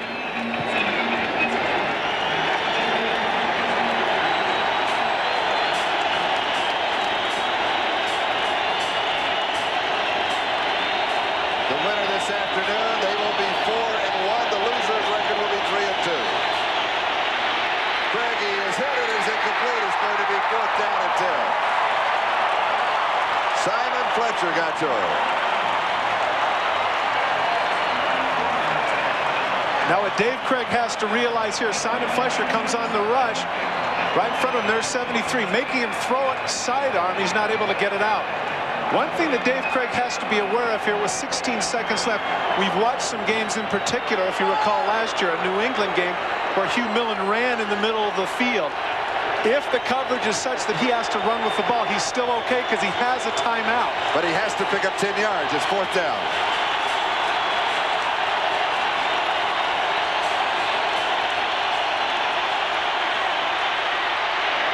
The pass is caught. It will be short of the 1st down. Denver holds.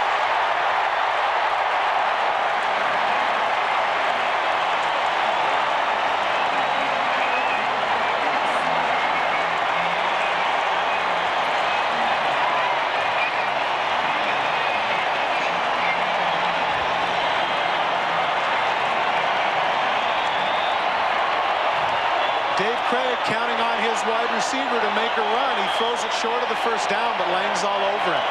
Why throw short here? You know you've got to get 10 yards. Not a good decision here on the part of Dave Craig. He's got to get the 1st down. That puts too much pressure on number 88 to run through Lang. Good coverage by Lang. And the woes for Marty Schottenheimer and the Kansas City Chiefs here in Mile High continue. And now just kneel, and it's all over. That will make it official. Denver 20, Kansas City 19. And the Broncos were down 19-6 with 5 minutes left to go. And they came from behind one more time. You're worried about John Elway? He is back. He did it again. We said it, Charlie, with 5 minutes left. We said if they got 2 touchdowns, they could win this game. That's exactly what happened. Give number 7 a lot of credit. And coming up next on most of these NBC stations. And what a wild week it was, especially these late games in the National Football League. Marty Schottenheimer, we told you, 1-8 as coach of Cleveland and at Kansas City against the Denver Broncos. But this time, the Chiefs look like they might have the better team. So the Broncos at Mile High pulled out all the stops. And that means Tom Jackson, number 57, TJ, way to go, into the Ring of Fame. Pat Bolin, the owner, giving him a well-deserved hug. And what a game they saw. Ouch, babe. Marty Schottenheimer says, Dale Carter, you got to catch the kickoff. Gaston Green flipped by Martin Bayless. Later, Emil Harry makes the catch, but whoa, Braxton is nailed by Fred Jones. And look at Marty, classy as he is, immediately signaling for help rather than everybody else says a great block. David Craig looking good with the Chiefs offense. The play action. Willie Davis, not the Dodger, but the Chief, a touchdown, 50 yards. On the replay, watch Willie Davis. He gets here now. He doesn't hit the ground. He lands on the Bronco, goes in the end zone, touchdown. It was Braxton he hit, not the ground. 19-6. John Elway and the Broncos have not scored a touchdown at 12 quarters. Under 3 minutes to go. Elway avoids the rush, finds Shannon Sharp. Still going. Elway to Mark Jackson. And then Elway to Mark Jackson, 25 yards, 3 minutes to go, 19-13. Dale Carter with the return. Alton Montgomery hits him at the 5-yard line. The Chiefs, 3 and out. Arthur Marshall fumbles, picks it up, and returns it to the 27. Ghosts? What ghosts? Elway on fire. Finds Marshall, 10 yards. Mark, ghosts? What ghosts? Elway to Vance Johnson. It's a touchdown! Seconds to go. 12 yards. 20-19 Denver. Take a look at this. Elway knows where he's going all the way. It's up, it's in, it's a touchdown. Oh, my goodness. What goes? But the Chiefs, last gasp. Craig to Willie Davis. They're into Denver territory. DS-49 with the hit. First down. Craig to Emil Debbie Harry. Can't come up with it. Nick Lowry says, I can boot 50-yarders better than anybody. Give me a shot. On fourth down, J.J. Burton complete, but short of the first down. Ghosts? What ghosts? Wow. Denver 20. Kansas City 19. The Broncos 4-1 lead the Chiefs. Fake handoff, back to pass. Craig has time, winds up, long spiral downfield for Davis. Over the shoulder, catches the 5. He tumbles into the end zone. Touchdown! One step back, throws and it's picked off, intercepted. Touchdown on the pickoff to the 5 for the touchdown. Touchdown. 40 yards on the pickoff. And Young once again looking to throw. Waters out of the backfield, but Young throws it for somebody else. Intercepted by Bailey at the 20. He's at the 15. He's at the 10. He's at the 5. Robert Bailey cuts back. He's in. Touchdown Rams. No penalty. Fake by Gannon, rolling out to his left. Tucks his arm and throws it downfield. It is caught! Chris Taylor! Viking touchdown! Thomas goes in motion. Kelly to throw. Throws it. And it is intercepted and brought back to the 20, the 25, the 30, the 35, the 40, and down the sideline to the 40, to the 30, to the 20, to the 15, to the 10. Goes Lewis Oliver for the touchdown. How do you like that? An electrifying interception and return by